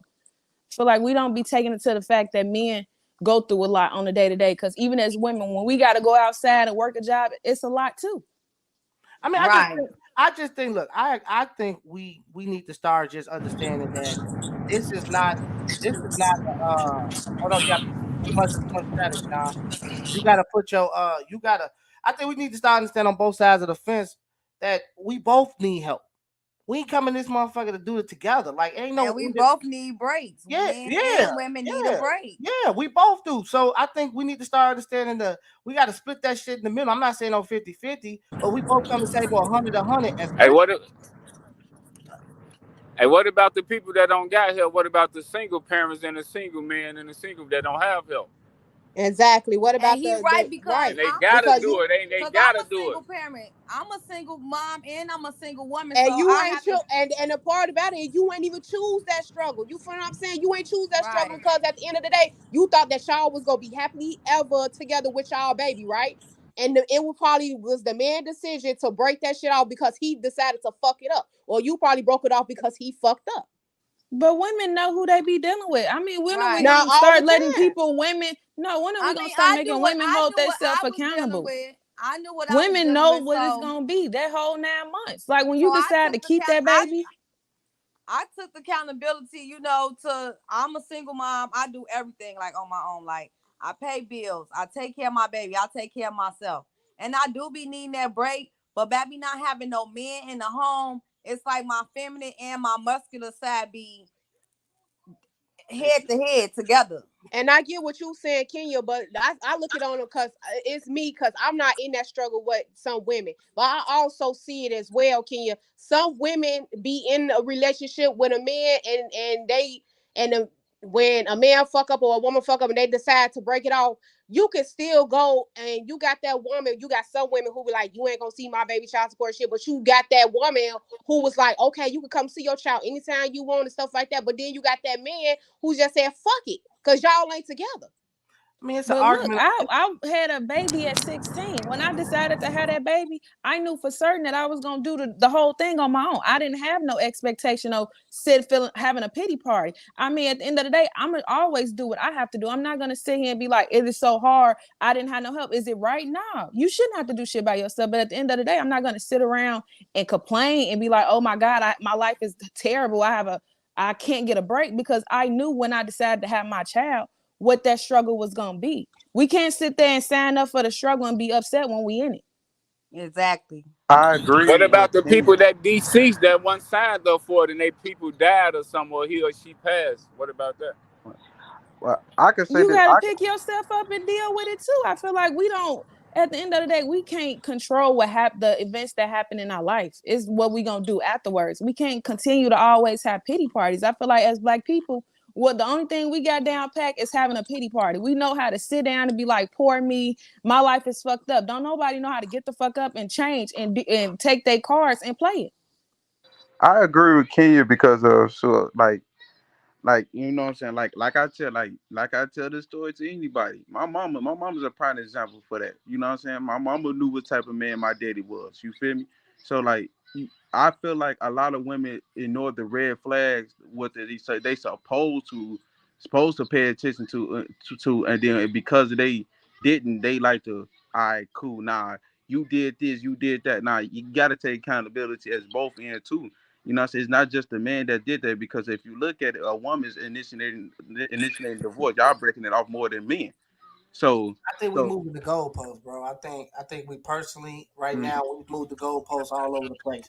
At the end of the day, a responsibility. We all adults, so a responsibility is on everybody.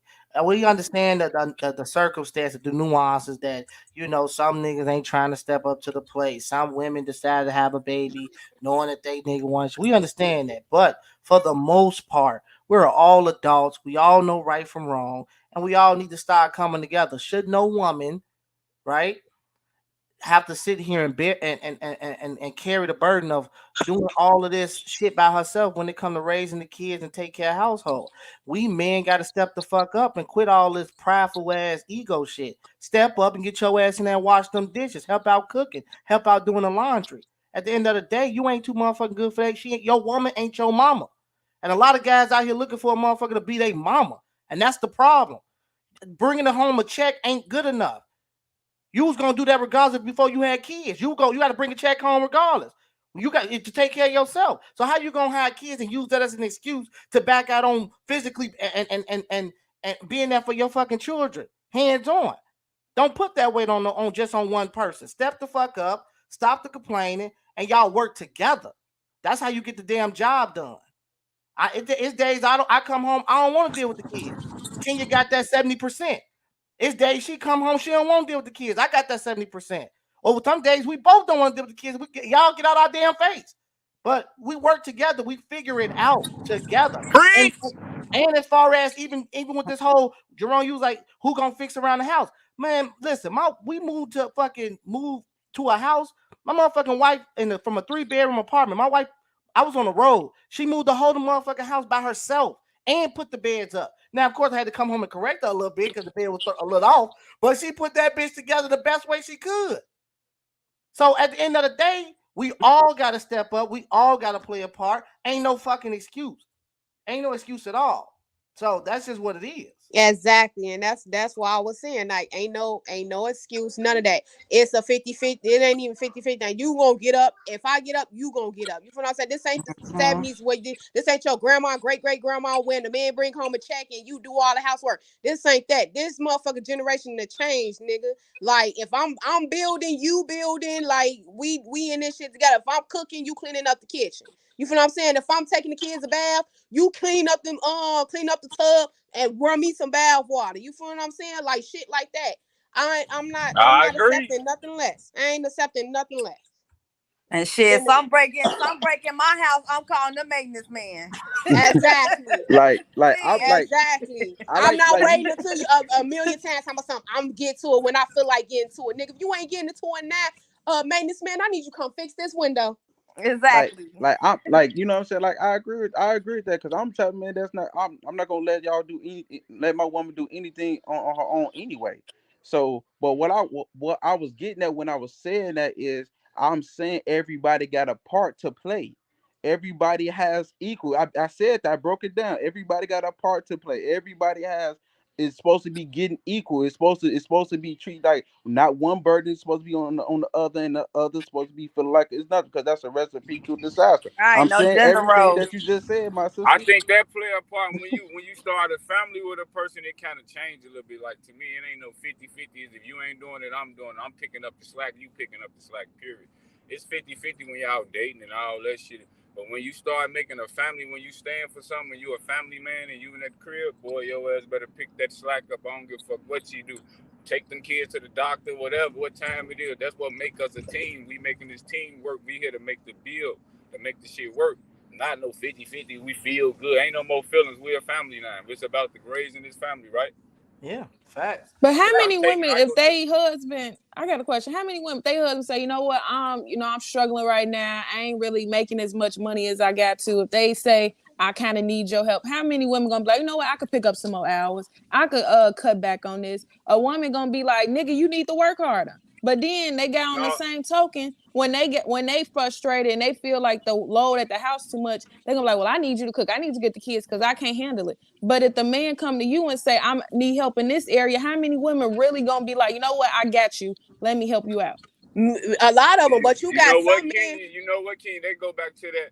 That's not them family women. That's them want to be a partner women, matching t-shirts women. That them family women can't pick that shit up because this Exactly. what make us a family. We gonna pick it up, and then you got some Because you, men. You Hold on. got some. You Hold got on. Let him some. finish. Hold on. Let him finish. Okay. Go ahead, Sean. no, go ahead. I'm sorry, Oh, she go ahead. Then you got some men who pride who don't want that help. Cause my husband, he struggled like we struggle. You feel what I'm saying? But when he be like, "Damn, I don't know how the fuck I'm gonna come up with the phone bill money, with the car no money," and I be like, babe, I got you. Don't worry about it." Then he like, "No, I know, I got it." And he feel like that ain't my position to help him. Like, nigga, that's my position to help you. When you down to fall off, that's where I come in and to help you. That's pride though. That mean he still got pride and ego. He got pride and ego. You got to kill that shit as a man. That ain't gonna do nothing. That ain't gonna do nothing but hurt you in the long run. You got to kill pride. Any man on this panel or listening, you got to kill your pride and your ego, especially when it come to your wife, your woman, your partner. You got to kill that at the end of the day, because you gonna cause a lot of headache, man, with having pride and ego. You shouldn't be too. You shouldn't feel like you And should see, a do. lot of people got that pride and Yeah. ego because if y'all was to get into an argument, motherfucker be like, "Well, what about this? I did this for you when your ass was down." So that's kind of understandable why some people act like they're like, "Oh no, I got it. It's supposed to be my part to do that," because you got some people that'll argue with your ass and bring up the shit that they did for you, That's and still that weakness, hurts. though. That's still weakness. That's insecurity, both ways. That's weak as hell for your man to put you in a situation like that. And woman, if you respond like that, that's insecurity on you to bring, like throw that shit in his face. All that shit is weakness, man. Like for real. All the insecurity. But what if you single and you don't have any kind of structure?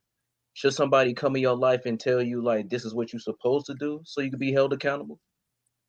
If Because if you're not married or you're not in a relationship, how do you know what that structure looks like?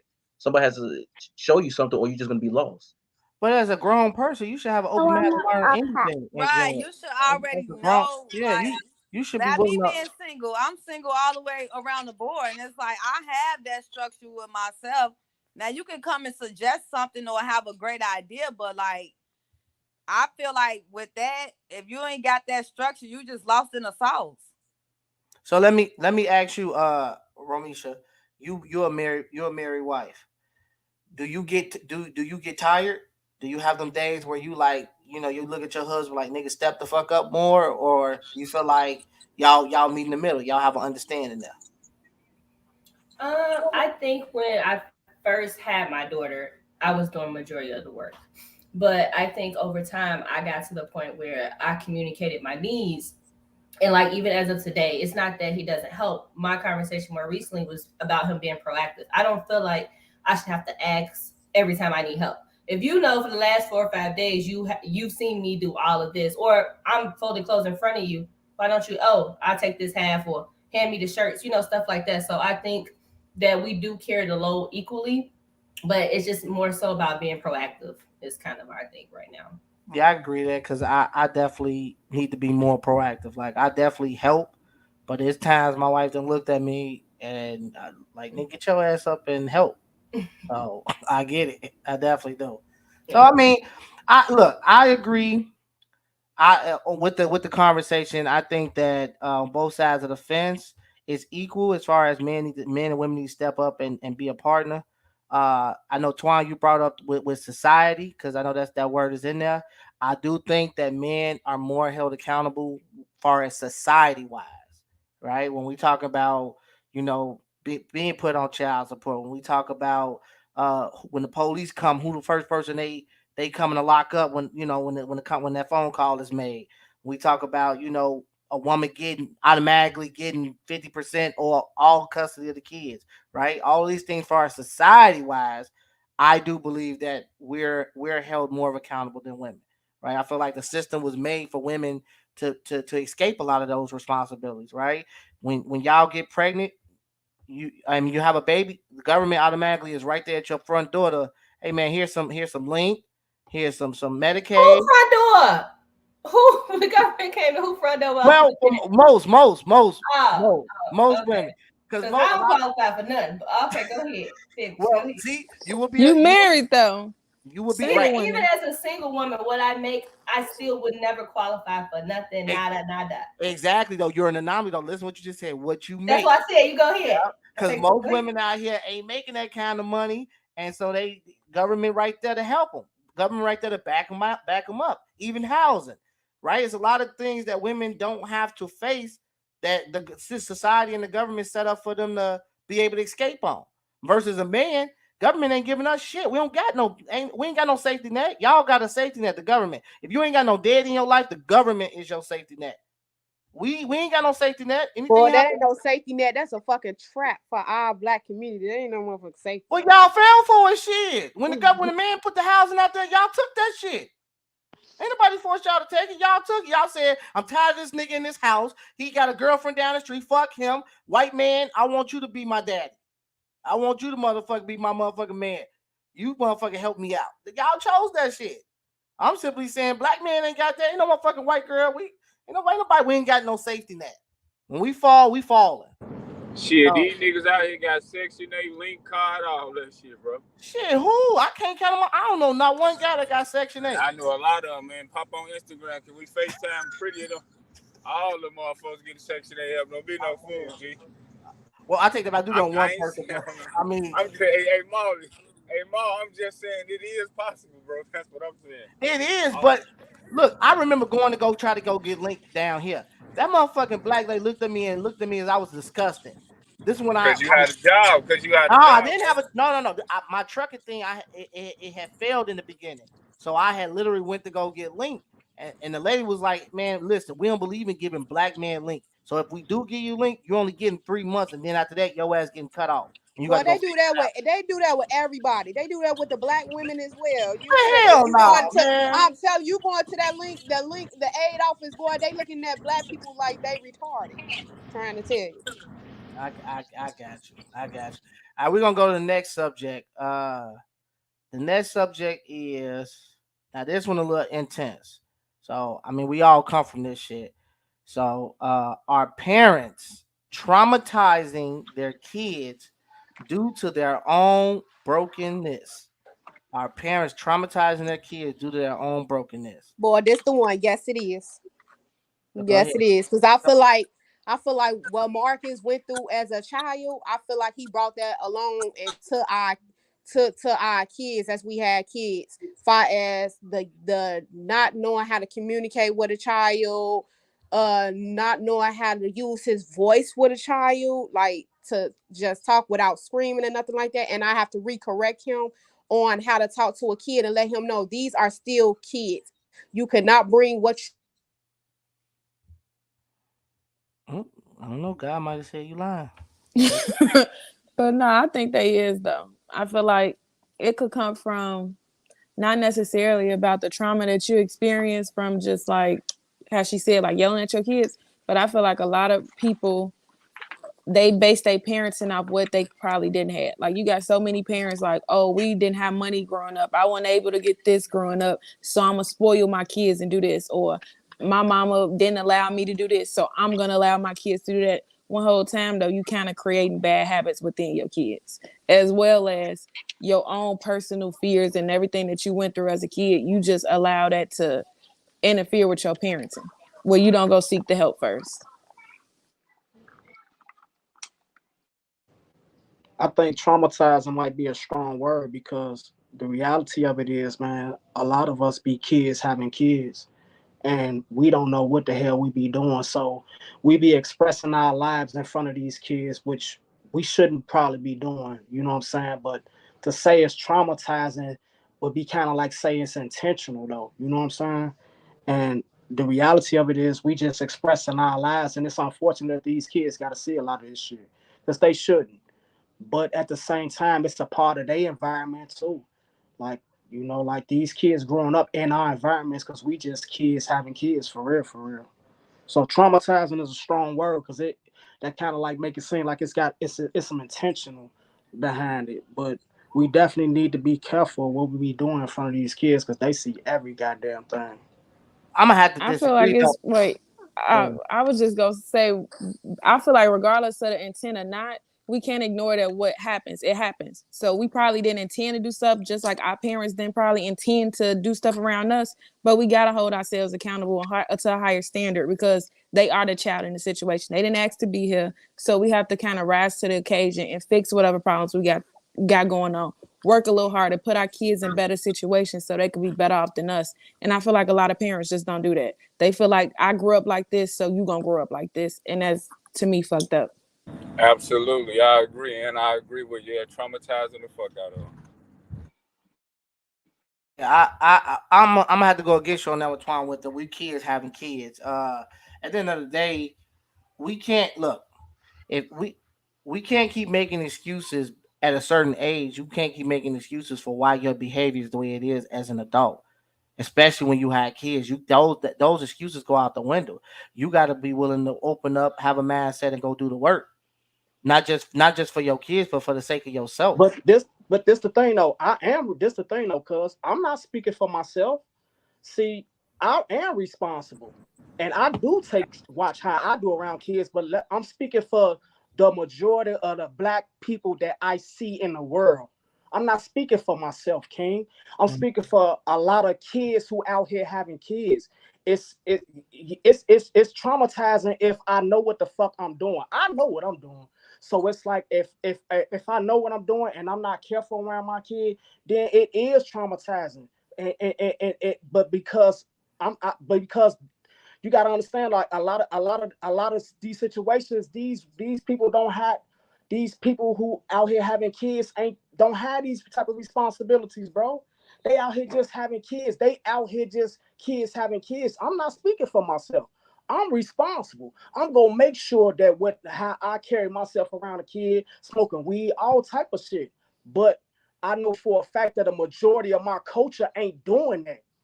That's a But fact. But that's the I problem. know for a fact that so it's like I know for a fact they kids having kids, bro.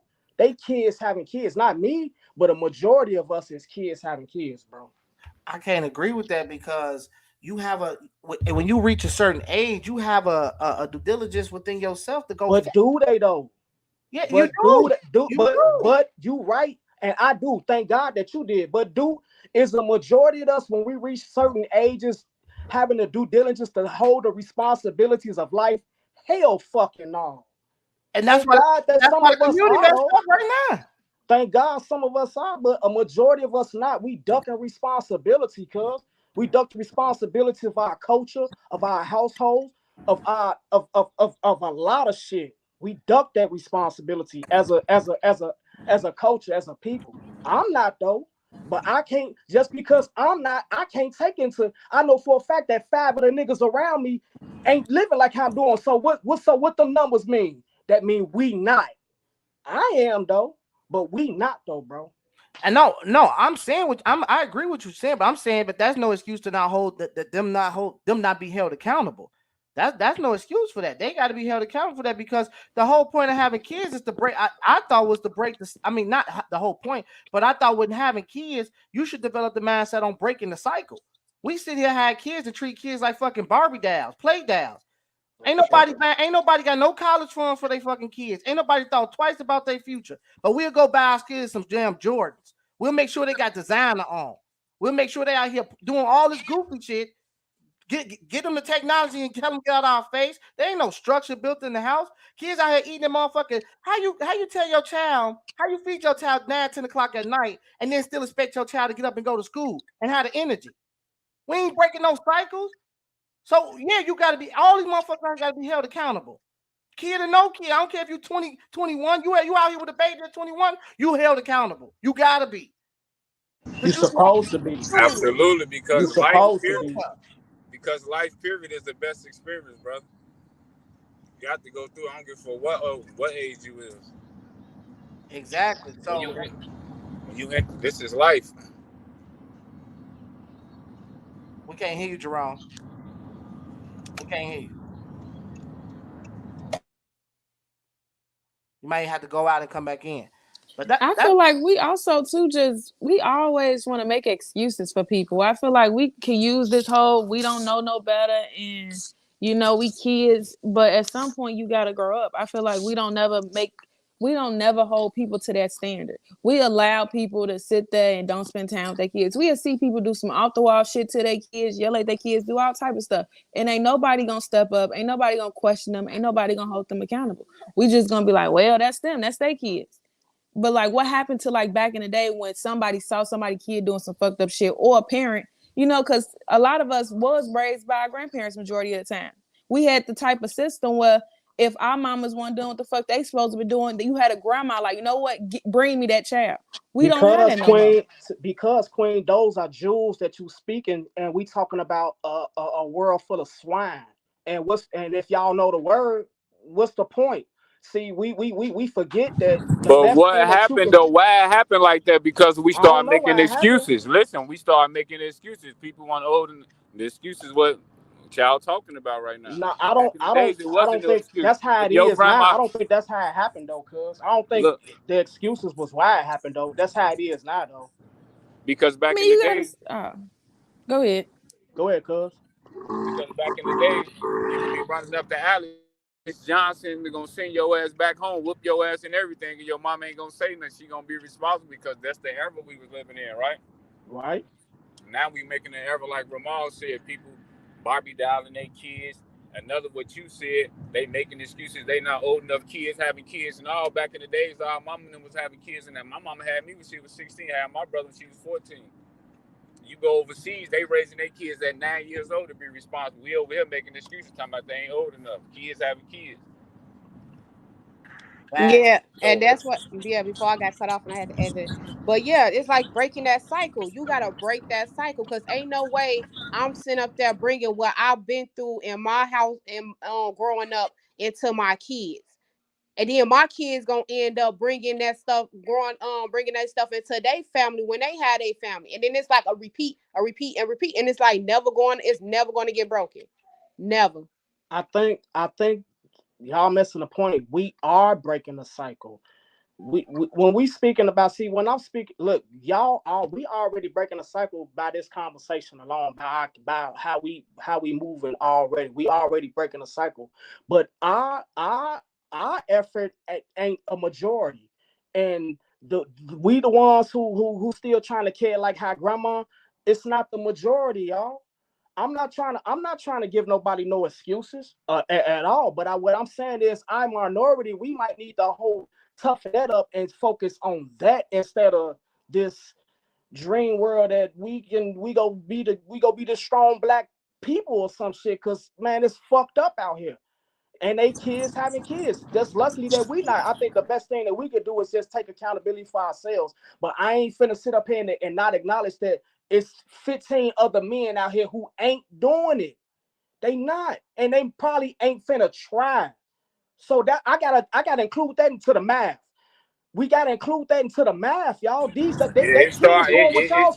but They it kids, they start it kids start going to with us. school with y'all kids. But it They start kids with us going to school instilling with that y'all in. kids. You gotta think about that, bro. We gotta include that into the math. I'm not giving them excuses. I'm just saying, like, man, like they that's it's fucked up that that's how the world is choosing to think. It's unfortunate, but it's a reality, bro. But you got to do that because it's like you being a good parent and not trying to traumatize your kids and stuff like that to break that cycle. But then you got the other people who just said fuck it and just let kids do what they do. Don't care what they kids do what they do. But then I have to tell my son, you see that child over there who can't read a fucking book? I don't want you to be like that. So that's why I'm hard on you when I do the shit that I do for you. But let me ask y'all this: how many people, even with y'all on the panel, including me, how many of us we had fucked up parents, but have we done knowing that we have fucked up parents that ain't treat us right, or even currently having fucked up parents? Are we doing the work right now to break whatever damage that our parents done to us? Are we doing the work right now to fix that I for the know I sake of the am. kids that we have right now? I know I am. Yeah, You see I what I'm am. saying? It's about I at know the end of I the am day. too. I am. Fuck I Okay. am. I did 1,000%.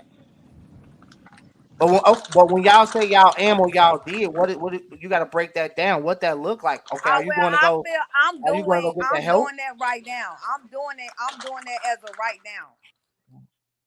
It's Cause the it it's the have you that can means like your kids already grown and shit like that. But I'm doing that in my household because my mom, she wasn't the type that'll talk to me about life situations, and I do that to my daughter. So I'm doing Okay, it. that's a start communicate. You be trying to yeah, better that's communicate. it's communication. It's But it ain't just that. It ain't just no, communication. no, That's no. a Listen, start. it's communication. It's praying over your kid. It's the little things. Even kissing your kids goodnight. You feel what I'm saying? Giving your kids a hug without them even asking. You feel what I'm saying? Parents don't even do that to now today. They don't even show that love affection to their kids. Not knowing that their kids need that. You feel what I'm saying? You can, if you know that you can, a mother can tell when their child is going through some shit or I going through do it that all hurt, day. and they step up regardless without even the kids have to say, well, mom, I'm going through something right now. But now in today's society, the parents don't give a fuck. Oh, you hurt me, tougher that shit up, quit acting like a pussy. You feel what I'm saying? Like, you giving your child a reason to say, oh, they can't hurt, they can't cry, they can't feel that affectionate from another motherfucker. And that's why these kids, these young girls and shit like that, go out and they get that shit from somebody else because they can't get it at home. Hey, I feel Maul, how like it you gotta break that start cipher, with you. Maul? Maul, start with you. Break it out. Hey, we all want to. Can we all gonna talk one at a time on this one? What he just asked us Yeah, because because everybody went through it. you ain't answer the question, right? So let me. When I mean by break the cycle, right? We all more than likely, all of us on this panel come from a fucked up background. Not in the sense of what I mean by come from a fucked up, meaning like our parents weren't perfect. You know, they might have had some mental issues, some emotional issues, whatever the case may be. Go ahead, Twan. Your phone on mute. I think for the most part, man, this what this is kind of halfway. We changed like a motherfucker, man, because we ain't nothing like our parents, man. Like if any of us come from the conditions where I Now, come can we from. stay on that before we get off Hold on, subject? cuz let me go ahead and demonstrate. No, let me. What he done threw me off. What's the question again, brother? I'm saying is, have we taken the time to fix ourselves based upon what Okay, our like I was parents have done? saying, halfway. This the situation. We took in the effort to make a lot of changes. We ain't living nothing like our parents. Like we pay bills. Like we ain't living nothing like the generation ahead of us. So we did do some work, but we ain't really do the work as far as like fixing this shit. We ain't because we ain't build no bridge with them. Like the bridge between our parents is fuck. We still accept them for being fucked up, for real. And that we ain't do no fixing in that. And it affected the way we did our children going forward. So it's like we gave them, we over spoiled them, we overprotect them. We did them totally different. So how So you contradicting yourself? Because how you saying that it's better now with our kids if you're saying we're overdoing stuff? that's what I know. I'm saying it's halfway. No, I said it's a contradiction because we didn't do no work to really fix the whole situation from the get go. We ain't done no work to fix this generational curse that we had because our parents was fucked up, bro. They went through some shit, bro. They went through shit that man. They went through some shit, bro, with them drugs, and they was So out here with And I what they and went I through. feel like breaking generational curses is like number one, talking to your kids about child abuse, rape, sex. Our parents, most of our parents didn't set the record straight when we was young and talk about if somebody touch you, let me know. Most people never got that. So it's like now, me being the mother, I'm letting my baby know, like, I talked to her about a lot of shit. And we never but got that in the household. we got to It understand. was just with our parents, it was just all about control. Are we? But are we Are teaching? we putting in the work? No, sir. We're not putting Are in the work. but are we teaching? Are we teaching from a I feel like broken I'm putting in the work. standpoint? We I are. don't. No, look, look, Yes. look. I Look, Yes. know we I'm putting teaching. in the I get work. what you're saying. We I get can't what hear. you're saying. We can't hear everybody at once. I get what you're saying. But I'm saying is, are we teaching from a broken standpoint?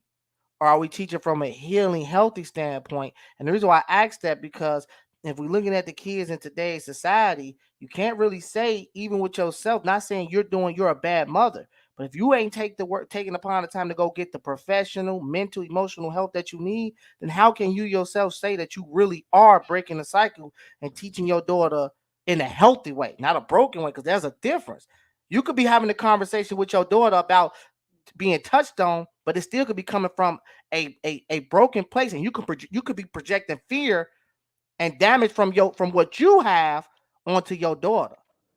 And that's why you gotta heal Yeah, and I feel yourself. You gotta right. You while got to you heal healing first. yourself. And I was But that's saying, why I asked the question, So how how did y'all heal is heal. the That's why question. I asked I the feel That's question. why like I said I'm I be heal. honest. I I feel got like you, I did it Jerome. from both. I feel like I did it for being broken and being healed. I mean, and healing, not being healed at the moment, but in a healing process. I feel like I did from both terms.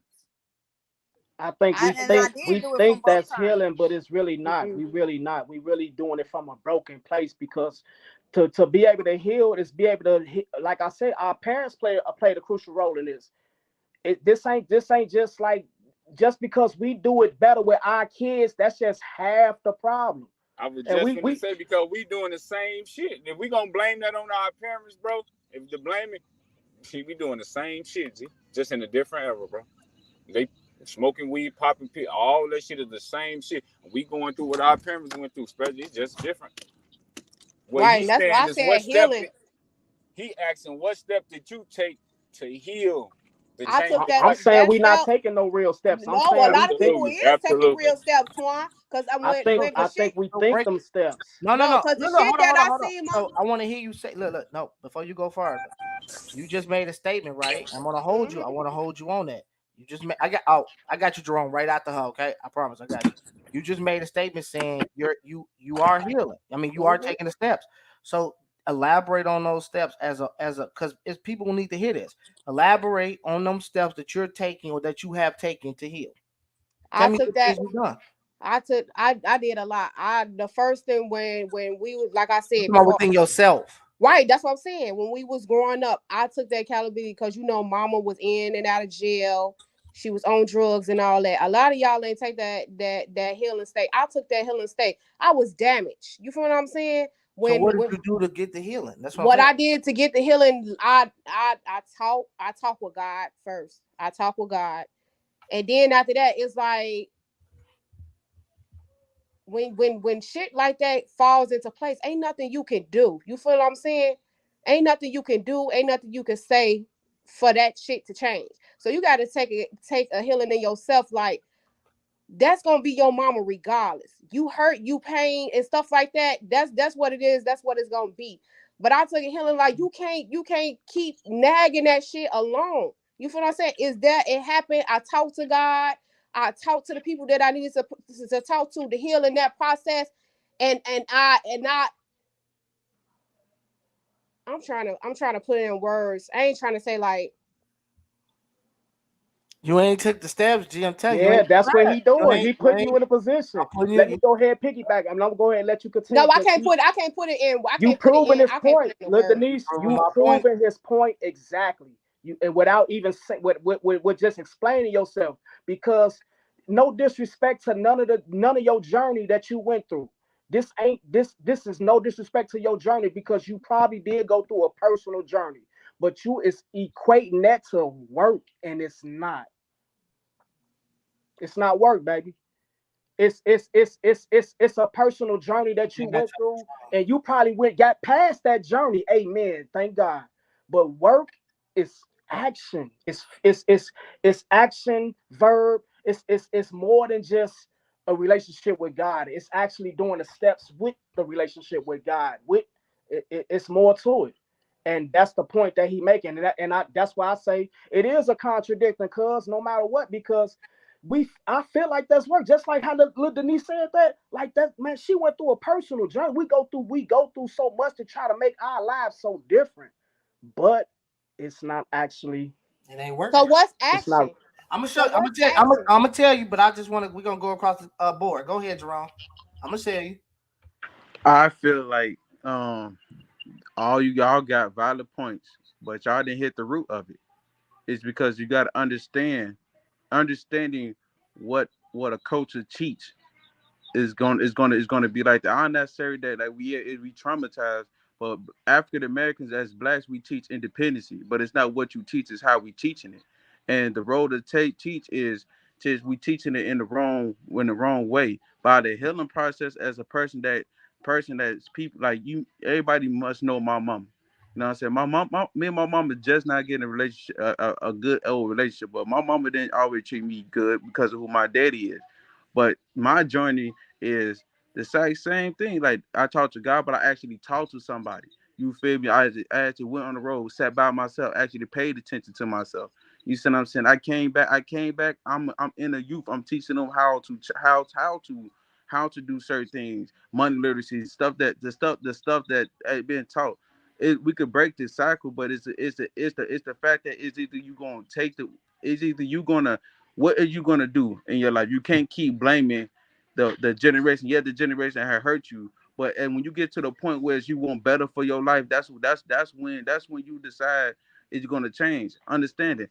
A lot of black people are traumatized because of us. We not teaching these kids all like we like yeah, just praise support boy, work harder or morals and stuff. We rewarding kids when they bring home F's.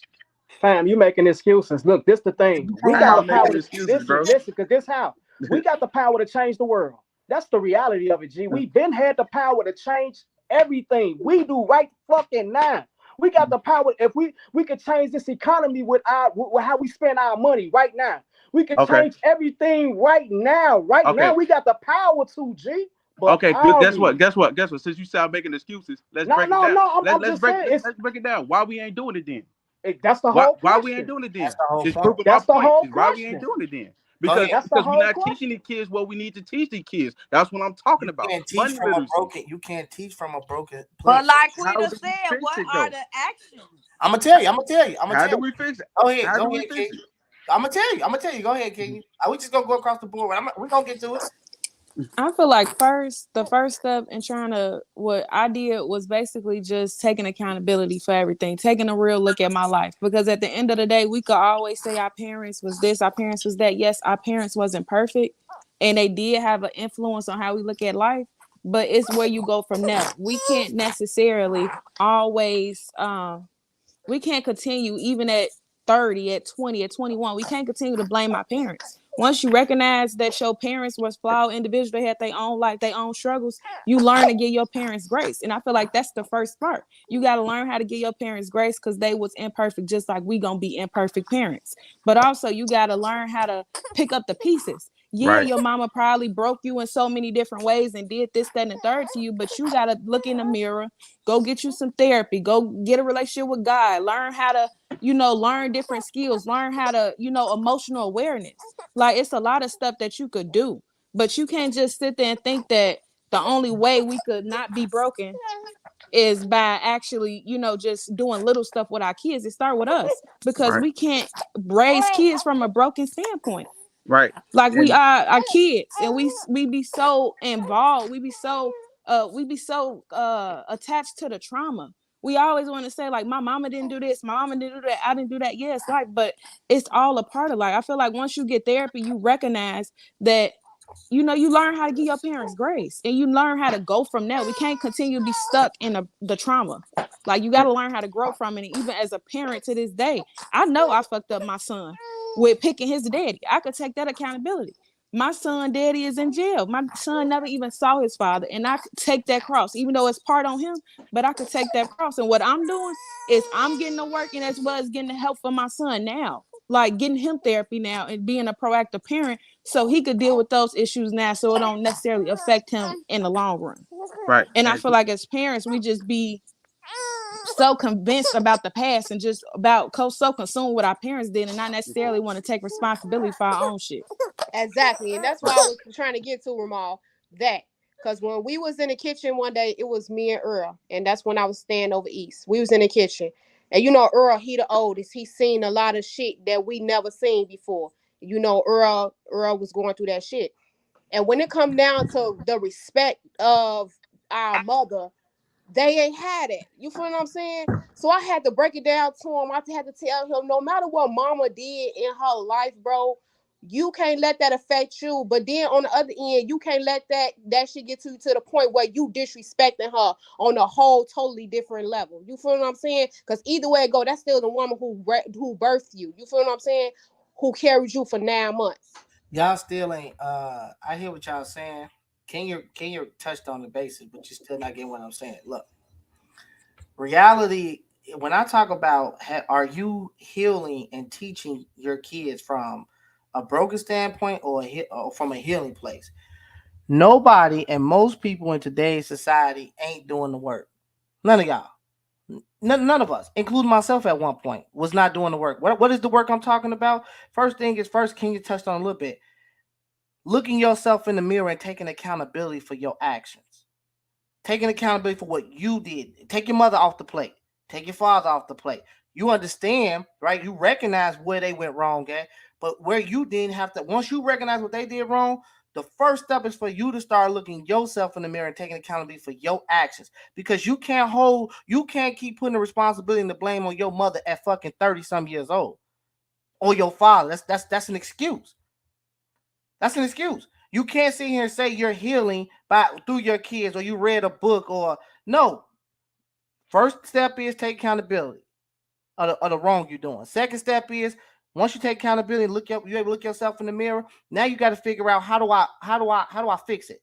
How do I fix my pain? Do I go get the professional help? I go get a therapist. Most of us deny therapy. We don't even want therapy. Or we look at therapy as talking to our friends, going on vacation. That ain't therapy. Where's the professional therapy at? That's one of the steps. One of the steps you did mention on get closer to God spiritually. Ain't none of us spiritually closer to God. None of us we barely go to fucking church or pick up a Bible and read. We barely talk to God. Ain't nobody doing that shit. Another step is breaking down. You can't. How can I put it? Oh shit! I lost my train of thought. You can't allow what your parents didn't do or the lack of to where you start overcompensating and overdoing for your children, and then that because you're fucking them up that way. These are the things we got to start understanding. And I'm giving you an example. I just said earlier, parents out here in today's society is literally putting technology in their kids' life and telling them get out of our face. Parents is putting it's because of what they parents didn't do. Parents is sitting here letting they kids eat whatever the fuck they want. And saying, well, my parents didn't fucking let me eat what I want, so therefore they can eat what the fuck they want. We ain't providing no structure, no discipline, no direction. We ain't doing none of that shit. We ain't healing ourselves, and we projecting all that pain, that fear on our kids. And we think because we go buy our kids all the Jordans, all the technology, put a roof over their head, clothes on their back, that we taking care of them. But we keep forgetting the motherfucking mental and the emotional part. We keep forgetting that. How many motherfuckers tell their kids they love them? Right, you saying the same thing I said No, in the I'm not. beginning. I You asked you how did did. you heal. You didn't describe. You ain't But done you the you work. give you giving the example. I said I am.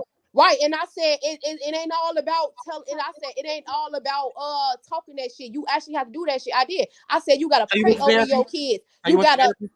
Yeah, I You said went to that. therapy. I went to therapy. I went to therapy. Yes, I went to therapy. That's why I said, like, I got for a me, on question. my, wait a Go minute, ahead. wait a Go minute. ahead. I said, for me, on my point of stand view, I'm totally different from Marcus. You feel what I'm saying? I'm that parent that sit up there. He's that parent that say you can't get whatever the fuck you want. You gonna eat and not understand it. I'm not knocking that because he feel like when you do that, kids run over you type shit and all that. But I'm that parent who's going to say you don't have to come to me and tell me them problems. I can see that shit from a far distance. You feel what I'm saying? I can see your distance. I'm that parent that's gonna hug you. You got parents out here who don't hug their kids. I'm saying the same stuff that you said that I said in the beginning. A lot of parents don't do that. A lot of parents don't say I love you. They say love you. They don't say I love you. They don't give you that hug. They don't say, oh, you can cry. Once you start crying, they think you acting like a little pussy, a little bitch. That's the shit that these young parents do today. Go ahead, Tiffany. No, I'm just saying, how the hell can y'all afford therapy And I went on there and that shit said 350 No, a you go session. to Y'all got no, medical no, no, no, cards? no. If you get a medical card, you go through therapy through your doctor's office. They Oh, provide okay. therapy through there. So Cause yeah. I'm So so I've been ask through that. that. Yeah. So I I'm think telling you, like I've been through that, and it's to the point that it's going in little Marcus. And I just had this talk with Marcus at church. I said, you see why my son distant? I said because that reflection that you see in my son, you seeing in yourself. And I'm telling you, y'all you see that shit, you can, and you don't know how to do it now. Y'all could be on that healing journey together. You feel what I'm saying? I don't know how to do that. I don't know how to communicate. I don't know how to love a motherfucker. You feel what I'm saying? I'm telling you a way, I'm showing you and telling you how you can do that. You feel what I'm saying? As I'm putting that work into the kids.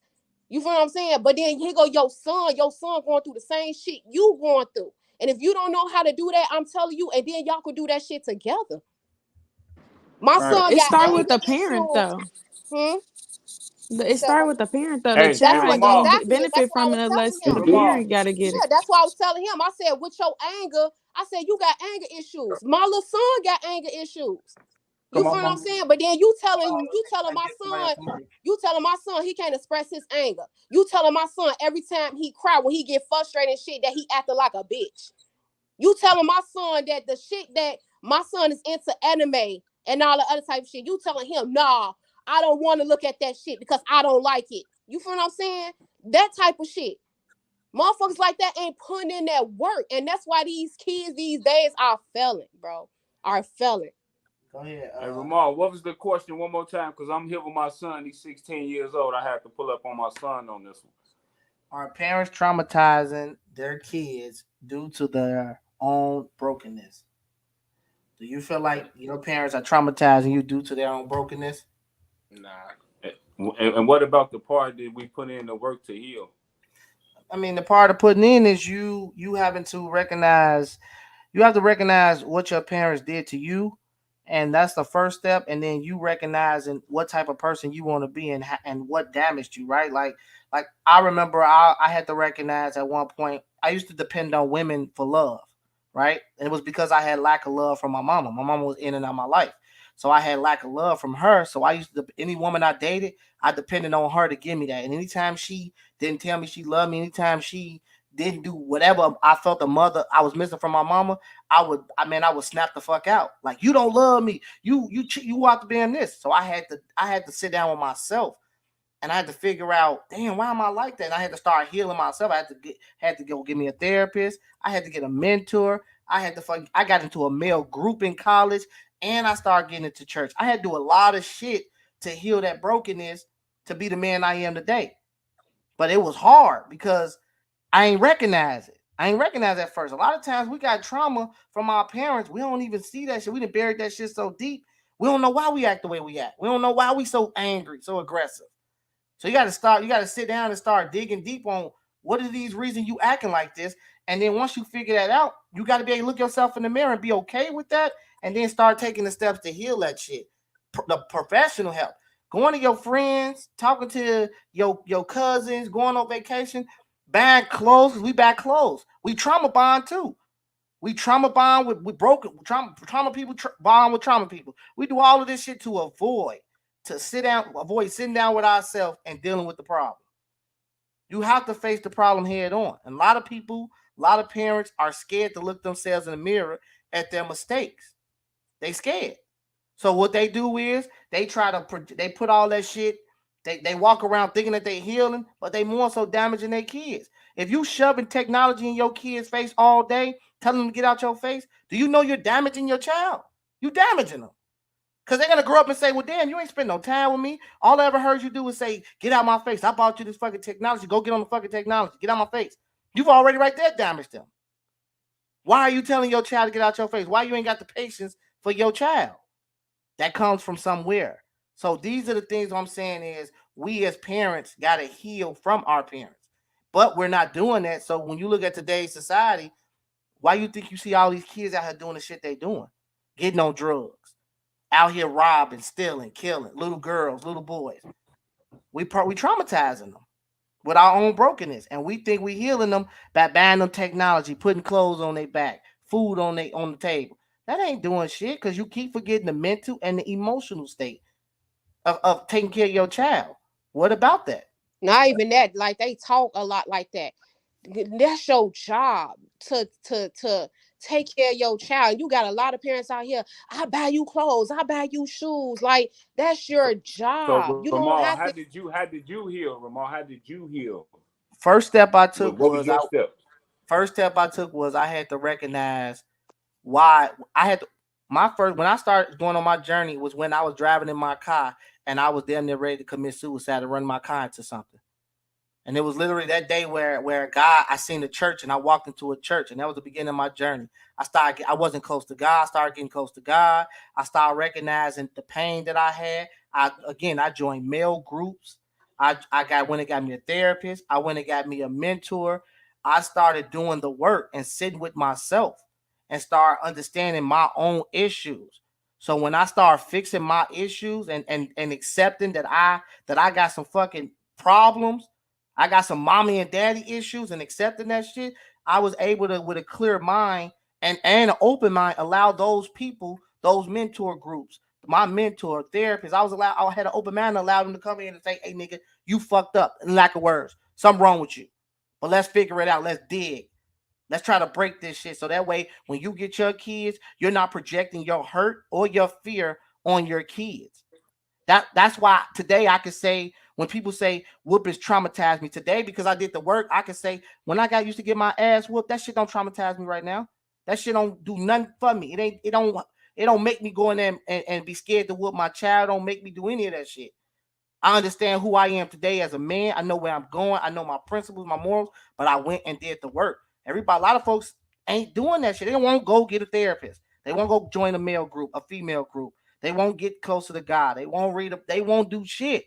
We escape by trauma bonding, buying clothes. We outside 24/7. We ban technology to get our kids out of our face. This is the shit we're doing, and we swear it down that that's us healing our kids. But It I ain't. think there's other ways around So it too. hold on. Let me say I something want right you. To, quick. I want you to speak. Speak Now, over me. now, now I'm here. I didn't get no healing because sometimes I know with healing I talk to therapists because I think in life everybody is just can help you off their experience, and life is about experiencing. So I kind of help heal self, and he has helped me. So here go my son of somebody who doing something 100% better than me, and this half of my healing right here. So I want him to express a little bit of how he feel about this situation. Oh, I mean, you think did you come So from broken feel like because your he father? experienced broken? Do you feel like your father? It has he? Do you feel like he's projecting his pain on you? Or do you feel like no, 100%? You don't have mixed feelings where your dad and maybe came down too hard on you, wasn't ain't been something that despise where it's like, pops, you could do more of this. I mean, in the moment, like, yeah, you're gonna be mad at your parents if like they hopping down on you, but like when you really go sit and think about it, it's only to help you. But like that's what like learning stuff. I don't think like he'd be mad at me like off like just in general. So you saying he perfect? Nah, he ain't perfect at all, but he just don't project like his brokenness on me. Okay. So you don't think so? I'm gonna ask you one more question. Then I'm gonna let Ramisha go. I got you, Jerome. So when you get up to our age, you sure 100% you ain't gonna look back and be like, damn, dad, you could have said you love me a little bit more. You could have gave me a little more hugs. You could have, whatever the case may be. You don't feel like you don't do none of that. Hope not. But All right right. now, nah. Okay. All right. Go ahead. Go ahead, Ramisha. What you was gonna say?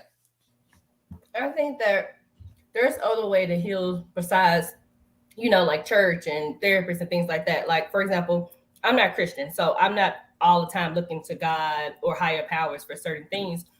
And also, one of my degrees is in psychology, so I can't personally go sit on somebody's couch because I'm going to question everything they're saying, psychic myself. You know what I'm saying? So, like, even for me, I didn't come from like a super crazy like background or anything like that. Besides my daddy just being a little nuts, but I think for me, I took certain steps to kind of self-reflect. Like one of the things you mentioned, like I realized I have a lot of his anger, so I don't even like to argue in front of the kids. Like if there's an issue, I'm like, okay, let's go in the room. Let's do this, do that. Or we got to go to the car, or let's just talk about it later because the kids are right here. So that's one thing I did. Even financially, like because my dad was in the streets, 1 month it might be thousands of dollars. The next month he ain't got nothing. So that was an issue for me where I wanted to set up myself financially, where I wanted to purchase properties a little bit earlier in life, or I went to school a little bit longer to kind of have just a different standpoint for myself and for my kids. And like my daughter's not in a bunch of technology, but she's in gymnastics. She does basketball. So I sign her up for different things, whether it's once or twice a week. Yeah, I'm tired, but I'm going to make sure she has those activities. So I think there's ways to heal and kind of fix things without, maybe the church route, maybe even the chair or talking to somebody. There's a lot of self-reflection and just changing your life in general where you can show that you're healed and you're not raising your kids from that standpoint. But look at the key thing you said: self-reflect. Right? Yeah. We're talking about parents today who won't even look themselves in the mirror. We talking about parents who so scared to admit and take on and say that they okay with being a baby mama. Anytime you bring up a conversation about baby mama, they get offended. That's how broken they are. They like, man, we talking about parents, male and women, who are afraid to just self-reflect. That is the start. That's part of the start, but we don't even do that. Go ahead, Sean. Rabal, Hold have on, what hold on, Sean? hold on. You gotta I got you, Lisa Jerome. Go ahead. Yeah, like I hear everything. I'm like, okay, when I was growing up, you know what I'm saying, I had lost a lot of love because like I was searching for my dad. You see what I'm saying? My dad was never in my life, and I felt like my mama wasn't either. She was there, but she wasn't there. And she when my granddaddy died, and she, you know what I'm saying, like, you know what I'm saying, like, I think that's that was my turning point. So can you confess I had attitude after I had attitude problems after that. You see what I'm saying? But like I view life as different. You see what I'm saying? I view like everything that I learned and stuff like that. It's supposed to be a learning tool. That's what all life is. So when you get older, when you get older and you understand certain things in life, as you get taught and you go through things, that's your responsibility to teach that child. It's your responsibility to be the best person you want to be. So that's self-inflicting. That's understanding. You can't self-inflict something if you don't understand like how you feel. That's number one thing. That's what I was trying to tell you. Understanding is the key thing. Understanding that there's something wrong with you. Understanding that something like your emotions is get where your emotions coming from. Because if you don't understand where your emotions come from, you can't self-reflect nothing. You don't know where to start at. No, let me Well, say you don't have to necessarily understand things, but you know something is wrong. Like right. as calm and quiet and as I am right now, you wouldn't think I was rah 22 years, bitch. This like that. That's how crazy and angry I was. But I've matured so much where I self reflect, where I didn't even know that anger probably came from my dad, but I knew like you doing a whole lot of turning up. You're doing a whole lot of hollering, fussing, and all that, where you're projecting something you don't really know what it is. So it took me, even after I had already changed, it took for me realizing like, oh, I know where that came from, but that had already changed. So you might not even understand what it is that you're projecting or what it is that you're going through, but you know as a grown up, like some ain't all the way right. Right, but like Yeah. you just proved some of my case, and you could change and still have that feeling. If you understand why you feeling that stuff, it's kind of hard to feel it. You can't get over something if you don't fully understand it. You see what I'm saying? It's That's not like about it's not about getting over. It's about starting to. It's about recognizing.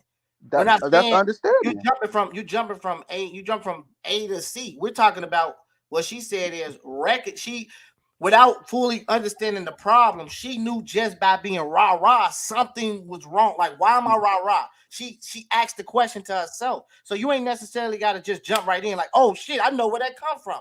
But Right, if you know, like, man, this ain't normal to be rah rah. What the right. fuck? Then you That's what. start digging. Right, that's what I'm saying. You recognize, understand it. Like you recognize you got a proper understanding. But the first thing is understand if is a healer is to understand. That's a part of understanding is recognizing that you have a problem. Recognize you raw. That's part of understanding. That is a part of it. No, we understand that what she's saying is you might look if I recognize that if I see that I like carrying a gun, right? I might not necessarily know the reasons of why I like carrying a gun, but I know enough. How did I put it? I like carrying a gun, but I might not necessarily know where it comes from that makes me have the urge to want to carry a gun. But because I'm just because I can identify and say to myself that damn, there might be something wrong with me carrying this gun all the time or like carrying the gun. That is what we're saying to start. The healing will come once you start recognizing, but you got to recognize before you can understand. You got to recognize it first. Then the understanding comes. Then you start to seek the understanding. Then you start the journey, the healing part. First you recognize, then you start trying to figure out how to understand it, then you start to heal. We're not doing that. We're not trying to recognize, we're not trying to do a self-evaluation. We're not doing any of that shit. We're just straight up out here having kids and we're projecting all of this shit on our kids and we're not even questioning it. We're not doing none of that shit. We don't care. That's why you see today. So when Twan say he didn't say society is well, he kind of did say society is a little bit better. No, I feel like what our parents did I feel like we had way more structure back then, us 90s babies and 80s babies. Mm-hmm. What we're doing to our kids, I feel like we fell off. Even though we can sit and say our parents was all fucked up, which they was, but I feel like they did way more better with us than we're doing with our kids today. Somehow the scale is going downward. It ain't going up. No, sir, bro. Look at the transition from that generation to Sean's son. Look at the generation before us to the transition to Sean's. He's an anomaly. No, this whole generation they way better, bro, because of us. They out Because here. of the kids, because of us. I kind of They disagree are with in you, a brother, way because better of position. They are in a way better position than we will ever be because of us. The Real majority? talk, bro. The majority? Hell no, man. like I kind of disagree with Do you. not exclude that these kids with guns, like that's the majority of these kids' mentality. First of all, they way smarter than us. They got way more access to so much that we don't got access to, bro. They in way better position if they got their shit together. Don't get it twisted. A lot of them ain't got their shit together. Right. But they in wait because of our parenting. Because we didn't allow that shit that we went through with our parents to flow into their lives, bro. They in a way better position. Okay, let me explain something to you. We say our parents damaged us with whoopings, with certain type of punishment, beat downs. We're damaging our kids on a whole nother fucking emotional note. True, but you say they better. You say that not that better. we done a. You said that we didn't do a better job. I think we done and under the circumstances, bro. Think about it. Under the circumstances, we is not supposed to be paying bills. We paying bills. We setting crucial examples for these kids, bro. Our parents didn't pay bills, bro. What? Our parents didn't pay. They didn't have no responsibility. Man, bills don't equate to your fucking your actions, your character. What are you talking about? That's just a small. I'm just saying, paying bills is just a small example. They didn't show no responsibility at all towards life, bro. At all. They didn't take no accountability. That's not at true. all. I'm not gonna lie to you, brother. I disagree with you because of just like they have all these technical network, their social skill has been terribly lost. You know what I'm saying? They don't know how to interact, bro. You can't our parents. My bad to interrupt you. Our parents had less resources, but yet we all came out way better. And our kids today got way more resources and is way more fucked up. Yeah, because when we was growing up, our parents didn't even know about credit. Hold on, wait a minute, because when we was growing up, we ain't had like for real, man. Y'all not realizing how smart these kids really is. Y'all just looking at their bad behavior. Is gone. We're not talking about their smartness, gone. bro. We ain't talking about that. We're good in the smartness. Hold on, we talk about in totality. If you break it down, what a kid's supposed to know, so many kids don't even know mental math. So many kids don't know about how to write a check. So many kids don't know about life let me ask y'all this question. Are they way more adaptable for this world that they living in right now? For the world, listen, hold on. Let me ask this question. For the world that we living in right now, are these kids more susceptible to be successful than we are? Hell yeah. No, you can't say that. Crazy as hell. You No. Yes, still they gotta put are. in the work. You still gotta do the It site ain't no more visit. reading on work, them bro. That's not the second world grade. we living in. It ain't no more work. Bro, That world is gone. I bro. feel like What? what Twan It's trying to Hold on, say gone. is one It's mic. a Hold on. whole I feel new like world. What It's a Twan whole trying new to say. world. Hold on, Twan.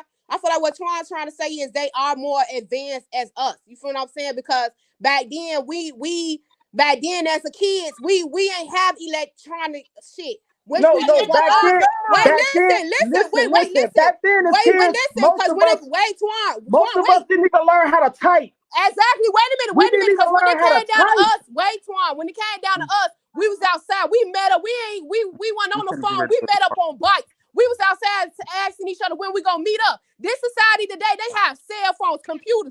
A motherfucker know how to make more money than a 9 to 5 They do, because of bro. the electronic shit that they have. Can I say something? Can I I'm not saying it's common sense, but pause. Let me go say ahead, cuz. something. Y'all, what? That's all I get. Hold on. What?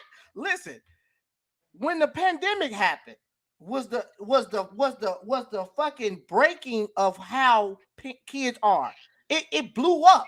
When the pandemic happened and all the kids had to go on school online, when the pandemic was over with or during the pandemic, it showed that kids were reading at a fucking second grade level. What are y'all talking about? Technology has not helped us. It's diminished us being able to do shit physically and mentally on our own. Nobody disagreeing with that, but we saying Why they we better? saying listen, cuz you absolutely right, but we still living in a tech world. And these kids are way more adaptable for the tech world that we living in. That's all I'm saying. Okay, I'm not okay, Twan. Let me disagreeing ask with you you. this: That's when us the technology dumb. malfunction, what is the kids That's doing a doing big when the if though. technology It's not right malfunction? now though. It's Listen, what You not I'm right can't. now saying. though. You can We you living in a world. We you are can living argue in a you world can and we gotta argue recognize that. you can argue technology all day, but technology it is what's ruining the community in general. I agree Kids with you. don't know how to spell, math, read without the fucking technology. What are we talking about here? That goes for the people. Period. It ain't even necessarily got to be technology. It's the human period, the human society period. Because these motherfuckers don't care about your school. Period. CPS charter schools are way different from CPS. You have Don't kids point the in finger at CPS community. Would one you listen, Ramon? doing that. Listen. It's way different from back then Oh, when we was in school. Now it's like totally different. Now it's they have you cannot fail in CPS school. Do you know that? Do what you the know fuck that right what now? does them failing not failing got to do with you? It started at home. You teaching your kids. You. How you gonna send your kids to school for 8 hours and expect the whole school to do that shit? Where the fuck is you at? You Like, teaching your kids. What you talking about? Oh, You teaching your I'm kids. done. And the school I teaching your kids as well. Go like ahead. I ain't gonna lie to you. The reason why schools is like this, and she right, it did change, but It changed, bro. I'm trying to it's tell you, still it changed, bro. it's still It changed. it still You saw what falls you on said. us Hold on, one because mic. You know what you said, King, earlier, how we point the finger?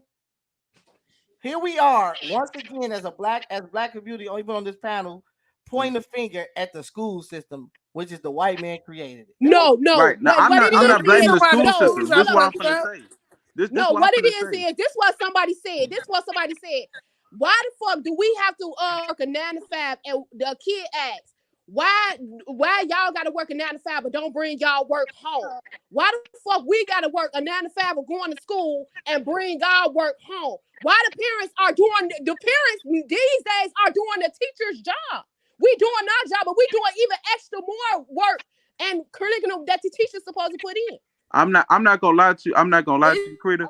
Like Hold, this hold, hold. is no like for me personally, is no other person's job to teach my kids something more than me, because that my kid came out of me. So if I have to do extra to teach my son or my daughter something, I won't mind. But the reason why the school system is like this is because of when kids we not even protesting anything that goes on. It's some of these kids, some of these parents don't even know what their kids getting taught in school. It's is we not going up to school. We not doubling check. It falls under the parent any day. You could say, oh, Sherry ain't teaching my kid, but if you're not going up there to have a conversation or doing your part, it still falls under the parent. This Yeah, a part of yeah, accountability. and it falls on the Hold on, parent y'all. and We it gotta let falls King on get the in. other Hold parents. on. Look at this. Hold on. We gotta let King get in. You on mute. You on mute. You on mute. You on mute. It's a personal issue, it's a community issue, and it's a systematic issue. Because at the end of the day, as parents, we don't want to be involved in our kids' lives. We don't want to hear about their day. We don't want to help them with their homework. We don't want that burden. We look at it. A lot of parents these days feel like you went to school, the teacher should have told you everything. They ain't gonna even ask you if you got homework or none of that. It's a community issue because we live in these communities. Well, we live in these little low budget, we live in poverty, but we're not the ones that's going to the community meetings. We're not the ones that's going to PTA meetings. We're not the ones that's going to actually vote and do anything. We're going to sit there and allow every whatever the system throw at us, we're going to allow it to happen. Back in the day, parents was actually involved. Parents knew what was going on at the school. It was hella programs based off the fact that parents was going up to the school and actually being involved. We don't want to do that no more. It ain't no sense of community, and parents don't want to be parents. And as always, it's a systematic system. It's capitalism. If you live in a better neighborhood that has money, you're going to have better schools, and you're going to have better parents that's involved in their schools. We are ones that actually live in it. We live in a good high class or whatever neighborhood in Tennessee. When I tell you, it's a totally different school system from regular. We go to Collierville schools, and it's a Shelby County schools. Two different areas and two different outcomes. My son's school got all type of programs. Teachers got all this technology. They even got a damn aerospace program. That's because the parents care, the community care, they paying their taxes, and they actually showing up, and they know what the fuck going on and what's going on in the schools and in their community and what's going on a day-to-day basis. We don't want that responsibility. And CPS. Yeah, wait. And I get you, Kenya. I was on LSC. I put, hold on, Tiffany. Hold on, Tiffany. Hold on, I was a part of the you school. gotta let her get in. Hold on. You gotta let her get in. Wait. I don't want to go this way. I don't want to go this way. Wait, I don't want to get. I was a part of the school. You feel what I'm saying? I'm always a part of the school. I was a part. Marcus just got a part of the school, and Marcus asked information. These CPS schools these days, when it comes down to challenge. Hold on for the challenge on that. You say you're a part of school. Going up there ain't one thing. What she said. I know I'm a part. I'm a LSC. Hold on. I'm an LSC. Listen, I'm finna challenge you. I'm finna ask you a question. You said you were part of the school by going up there or whatever else. Here's the thing. When she say our community, the parents is involved, meaning that they even involved financially. They pouring into their school. When's the last time you poured into your son's school? A lot. I poured into my kids. I'm dancing. Would you listen? Listen, Ramon, listen. I'm a LSC. I poured into my kid's school. You feel what I'm saying? This is what they do. I'm that parent who basically concerned. I was in LSC. The LSC is the people who decide where the money go to inside the school. Far as tutoring, far as programs and shit like that. We make that call. You feel what I'm saying? But it also the principals make that call too as well, because the principal decides if they're going to actually take that money and put it into the school. You see what I'm saying? I found out at the end of the day, when it come down to these parents, I went through that shit. When it come down to my kids' school, I asked questions. I said, why don't they? Because they don't sponsor trips, none of that. I said, since they don't sponsor trips, why they not asking these parents for, you know what I'm saying, the money? They say, oh, parents don't have it. How? You're proving my point. How parents don't have it? Let me ask you this. People? Wait, hold on. I want Tiffany to go next. How many people? How many other parents was it? No, they only allow 5 parents in that meeting. 5 parents, and then the teachers, and then the thing. You're proving my point, but hold on.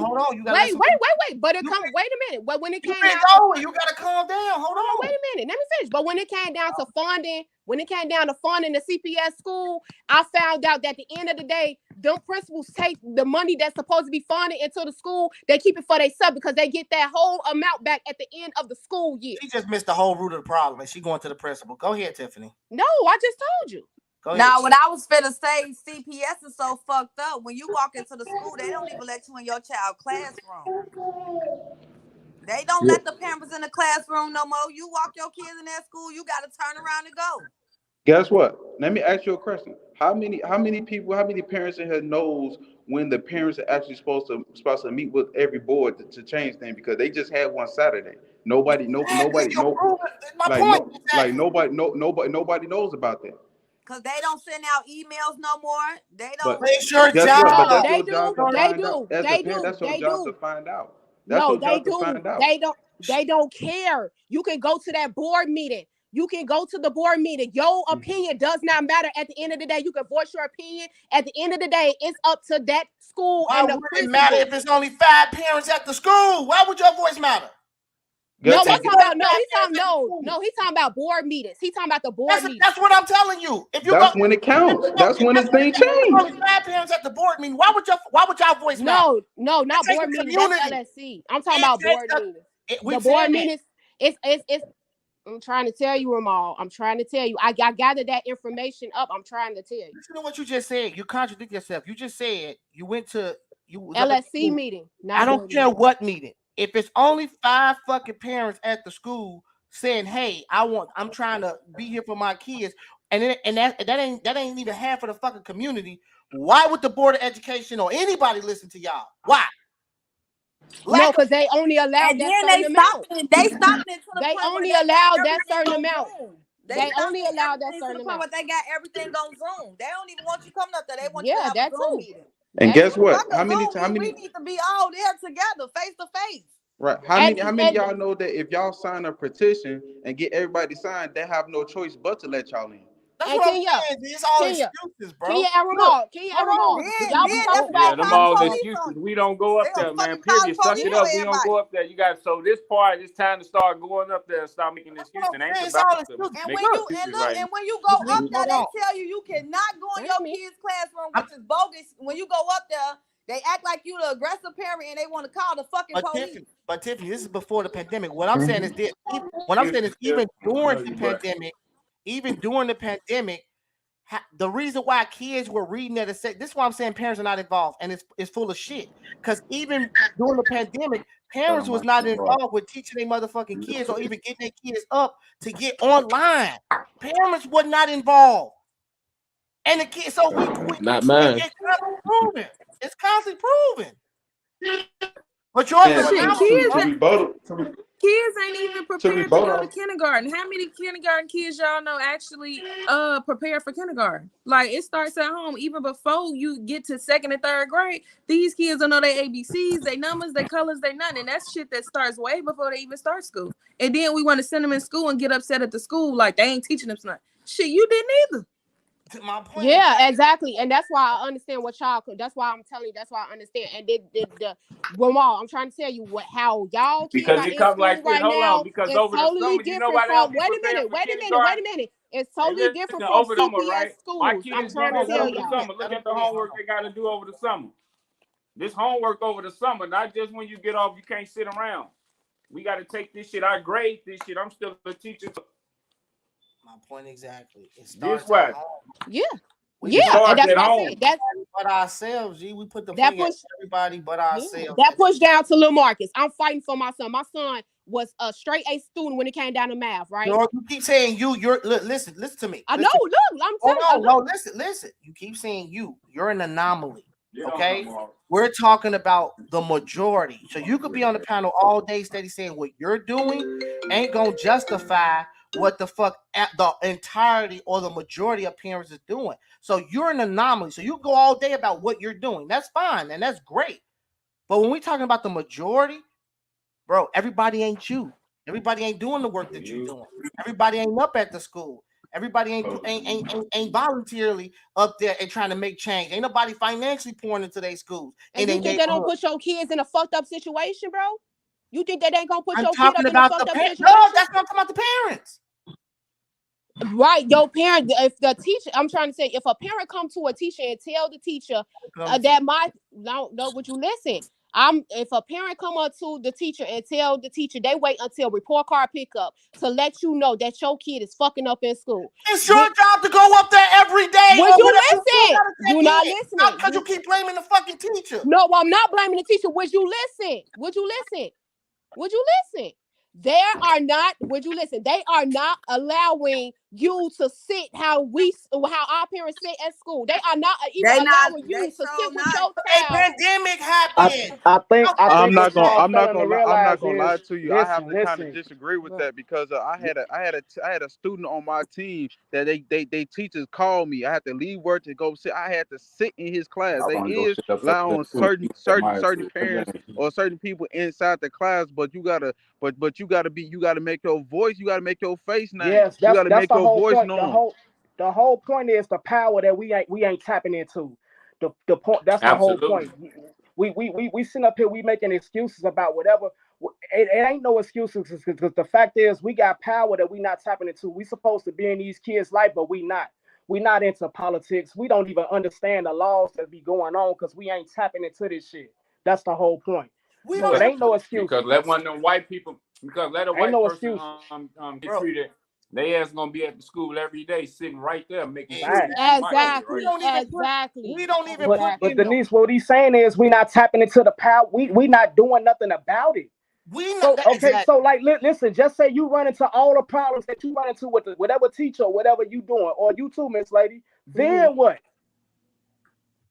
Exactly. They all See, Then we fucking what? got What? power. When I run into It's that just like teacher, what bro and I'm saying. We supposed to know what the fuck And going on so they exactly, can't and do exactly. that's that. And and when you that's and and when you that's run me. and But when then you run into that I teacher, can't get they that. think you Hold I on, aggressive. can't one get mic. that Y'all, hold because on, one mic, one They mic. Twan, I You can't get gotta let that somebody Twan get in, because baby. Twan, I can't get that because you got these motherfuckers teachers who sit up there and treat you how that these No, parents no, ain't treating baby, their no. kids. They gonna You can't do that because we allow ourselves to become powerless. That's why you can't. and That's why you can't do it. Not because whatever going on with the situation with that teacher and you, it's because our voices is powerless. Because we supposed to be able to step into any school and demand what to know whatever the fuck going on with our kids and the education that they get. or how about even if you can't step into school? I got you, Tiffany and King. Or if you can't step into school, how about you as a fuck? Let's go back to what I said. Parents, you got to do what the fuck you got to do to get your kid up out of there. We left Chicago for a reason. I bust my ass to get my kids up out of that neighborhood and out them fucked up schools. Ain't no excuse. Stop pointing at the finger at the fucking teacher, the So how system, the you white feel? man. Hey, so let a high school now let a high school student get his perception about what y'all saying about putting on. He trying to talk. Go ahead, no, go ahead. Y'all hear us? Yeah, we can hear you. Yeah. I agree with whoever said like it's about the power of the parent. Like it's excuses. Like you can't blame the principal or anything. If you get close enough with that principal, if you really care and you really send them emails and you set up them conference with them teachers like my parents do, you're gonna get to whatever problem you need to get to. Come on, man, it's all excuses. I am a could attest to that. I'm a person. Well, I checking my son grades every week. I'm sitting there talking to the teachers. They gonna know who I am. Ain't no teacher and ain't nobody in that school gonna say, "Oh no, you can't come in here. You can't do that." I feel like we get so comfortable where we get around other parents and all you want to do is complain and say, "Yeah, the school fucked up. They ain't doing this." But we don't take that same energy and be like, you know what? Let's all go up there and talk to that principal. Let's all go talk to that school. We don't know how to gang. We don't know how to Oh, use don't even going back our to the power. protest. No, We we don't get know so how to deal with rah. adversity. We don't know how to Yeah, deal with adversity professionally because every time we run into a yeah, problem, we have attitudes, yeah. Yeah. and You we want to and get we all rah we, rah, and we ain't yeah nobody gonna help you we like that. put ourselves out there, and that And kills Sean, the do you notion of see business in the parents act gate. like that? Now, Sean, do you see parents act like that? yeah.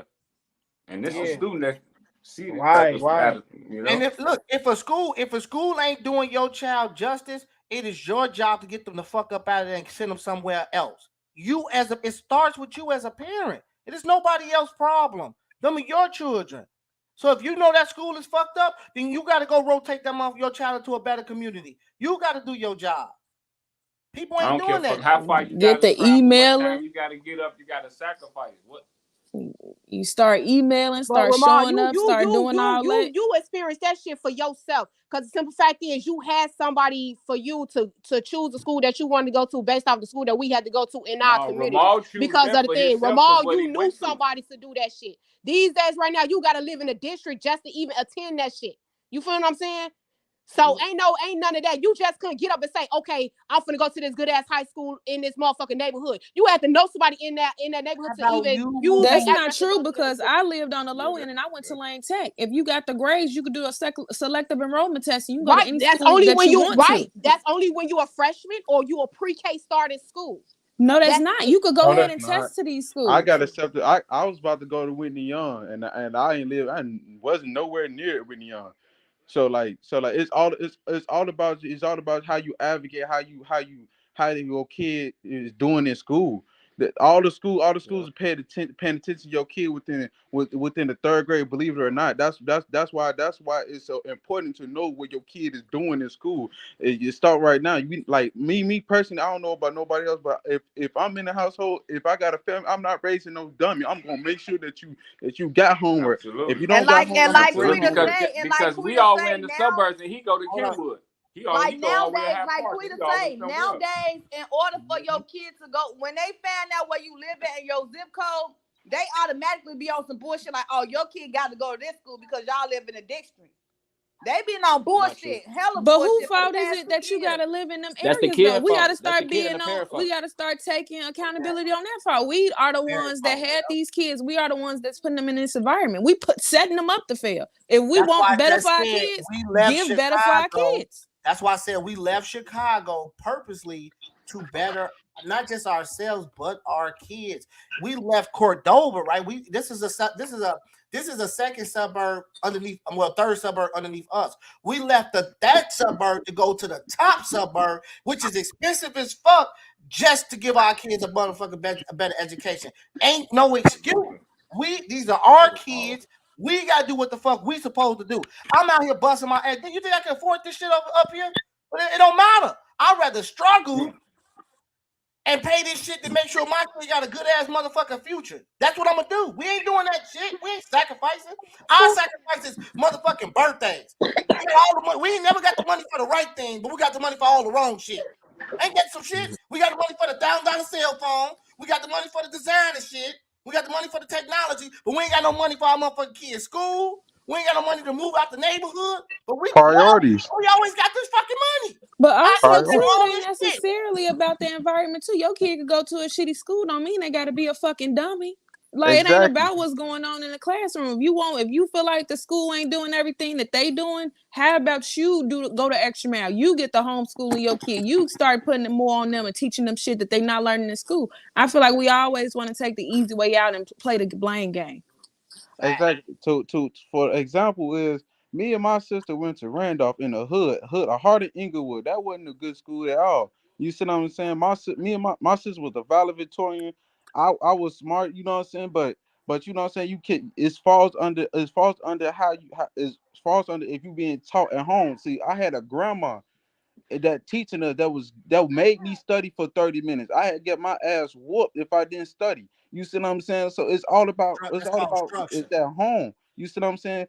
Then I went to Curie. I wasn't supposed to go to Curie. I was forced to go to Curie. And I still came out like with smart because my mama and my grandma and my family wasn't allowing me to slack off, wasn't Bro, allowing do me to you do anything. let me interrupt you. Do you understand the structure we came back? We used to, first of all, we used to fear our fucking parents back in the day. These kids don't fear us or the motherfucking police. We had the structure Shit, was what type of structure he got? Ask him what type of structure you get. Who me? Nah, me. nah, you He was talking talking about about the me. son. Yeah. Oh. They been on me since kindergarten. You know. Exactly.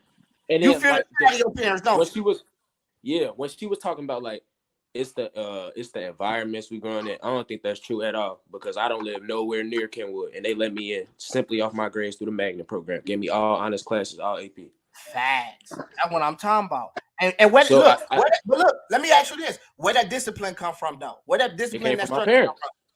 Cause Exactly. I ain't gonna lie, like I'll be slacking off sometimes. I ain't gonna wake up and do this, but my mama and my daddy gonna make sure they gonna be like, what's up with them grades? What's up with the school? They gonna get on Exactly. me, make sure I'm always A1. Come on, man. That's what I'm talking about. It starts with the parents, and we got all these Yeah, fucking it excuses, starts bro. with the parents, but I also don't want him slacking in school either. Cause now they got no kid left behind. And since they got that, these kids understand what the fuck that shit means. So they think that, oh, you own them when they get home, but when they at school, they slack like a motherfucker because either no kid left behind, meaning no matter what grade you get, you're not failing. They don't have it ain't no failing in CPS schools at all. And then they get mad at the kid, like after they do their work, the kid be like, "Well, I don't got nothing else to do. What y'all got for me?" They'll be having shit else left for the kid and get mad and want to call the parent. But that's why I said you as So you mean parents. to tell me as a When parent you your don't know? when So your as a kids learn shit at home and then they go to school and be like, "Oh, I already learned this shit at home. Y'all give me the same shit in the classroom. When I'm done, what else can y'all give me?" You move up in the And they don't ranking. want to give You them move up. shit. So they gotta wait No, till you they move get up. home to do it all over again. I And mean, this well, to do and different this shit what at you do. home. This Well, what listen, that means go yo, up that there, means And they your tell want them to to get leave. mad that at means the Hold kid on, and hold on, call the y'all. parent. let me Go let ahead. me Go ahead, Twan. let me respond to that. When stuff like that happen, listen, when the schools ain't producing enough for your kid, that means your kid intelligent. Hey, if he's smarter than the school, then you gotta challenge him at home. That's what it all boiled down to. You gotta understand as parents what's going on with your kids. You gotta understand if your absolutely. kid is slow. You gotta Gotta understand know. if your kid's smart. Let's just go ahead and be real. You And you gotta understand the absolutely. environment that child is in and be real about this shit. If your kid's smarter than the fucking class, then challenge it. That's when you gotta take it upon yourself. Like, damn, I might have to challenge my kid because this motherfucker smart. It happens Look, like that look, sometimes. look. Over the summer, look. This you right. I'm for the piggyback off you. My son, my oldest son, literally fourth grade. Go summertime come, we getting fifth, sixth grade books. He go to fifth grade. Summertime come, he passed fifth grade. Now we getting sixth, seventh grade books. We're challenging him. We're going upward. When he becomes eighth grade, we're already gonna be working on fucking algebra. By the time he graduate eighth grade, when that summertime come after he graduate, we all before he become a freshman, we already going to go get algebra books. Let's get to the algebra before you get to high school. Because we know algebra 1 coming. But I want you to already be prepared. As soon as you get in that bitch, you already know how to do algebra. Yeah. That's challenging. And I would, you know what? You know what was so confusing because I went to my kid's school, right, and I was telling them about the tutor. His teacher last year got straight A's in her classroom. I was telling him, I'm like, okay, I feel like Lil Mark is slapped because now since the pandemic did happen, like they were so behind that they just pushing this work on fast than a motherfucker on these kids. So I'm like, okay, I can't get him a tutor outside of school, but it's just likely that you can teach the Marcus because he's not understanding the math. She say, "Oh, we not understanding this math either. They just pushed this math on us this school year, and we're learning along with them." So I'm like totally like confused on shit. Look, I'm gonna That end. happened down here too. It's that new math that they doing, but it's just something you gotta adjust. They said that new math is supposed to kind of make them think more than the old way, even though the old way easier. But that shit is dumb.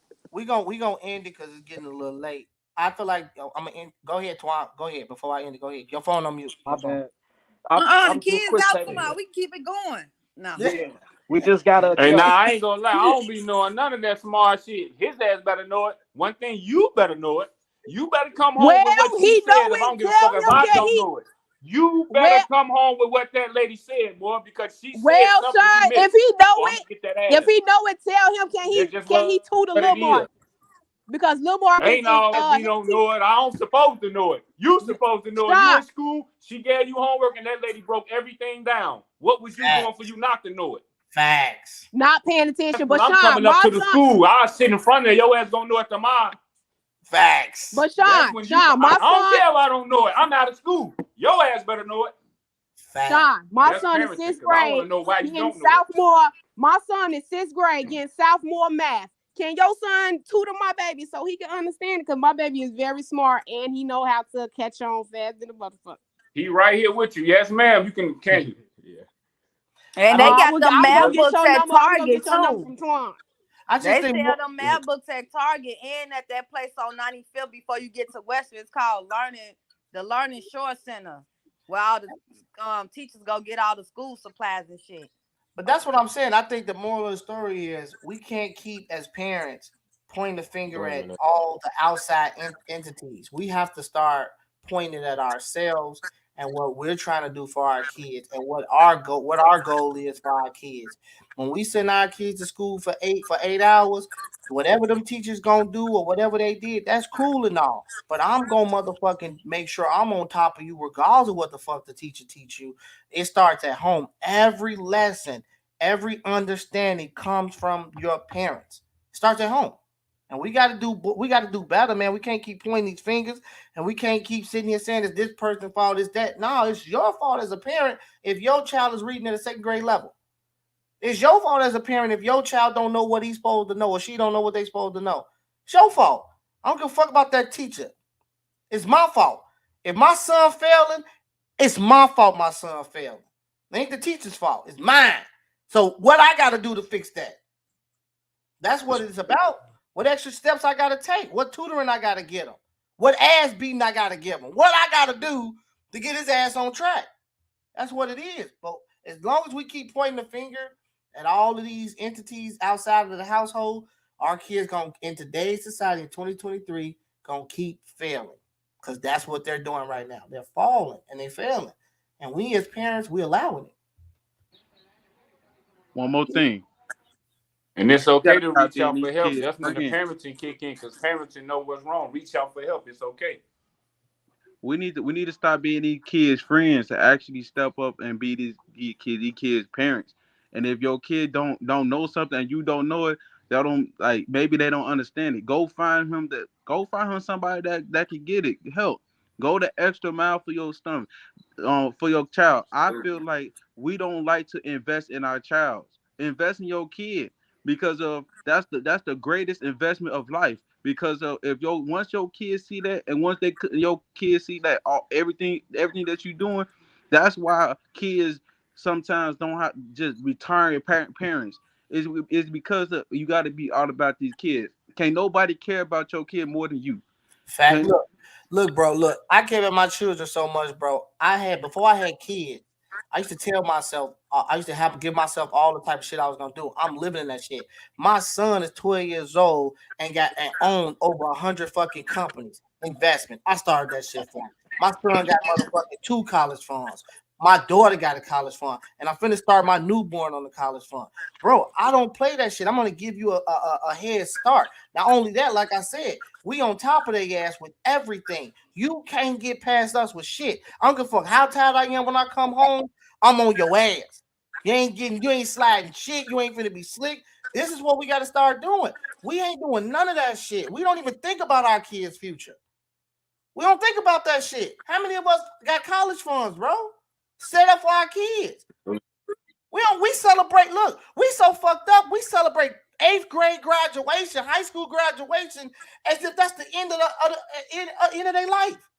We ain't even thinking about the rest. We like shit. You graduated high school, then you get a car, you get a house, you get a building. What the fuck? What happened to college? What happened to trade school? What happened to some other shit? We ain't doing that shit though. We literally limited our own fucking kids. That's crazy to me. We got to do more as parents. Sacrifice, man. Bust your ass. You had them. You got to do what you got to do. I don't like paying motherfucking $125 for swimming lessons and music lessons. I got to pay that shit though. I got to give my son an opportunity. Shit, your shit $125. It's $600 out here to do that shit. No, my shit is that a month. No, it's $600 a month. Well, I'm in better schools. That's what. Damn, I'm like, I paid $600 just for my son to be in fucking basketball. My children are in better schools. All right, I'm sorry to brag. I gotta brag. We just gotta do better, man. We gotta do better. But we just need to leave Chicago because Chicago got some fucked up shit. Say it again, Tiffany. Leave Chicago. Facts. Leave Chicago because Chicago school system is fucked up. Facts. All these kids fucking going to school just to kill each other. Facts. So, well, look, I know y'all don't want to end it, but we do because I gotta work tomorrow. So look, we gonna have to end it here. I do got some more topics, but I'm gonna save them for next week. So we're gonna end it with this one. Like always, I appreciate y'all coming on, showing y'all support. I really hope y'all come back on next Sunday so we can talk about even some better topics and dig in. So Hold on, Twine back on. Hold on, let me see what he got to say real quick. My What bad, man. My bad. My phone ran out of charge, man.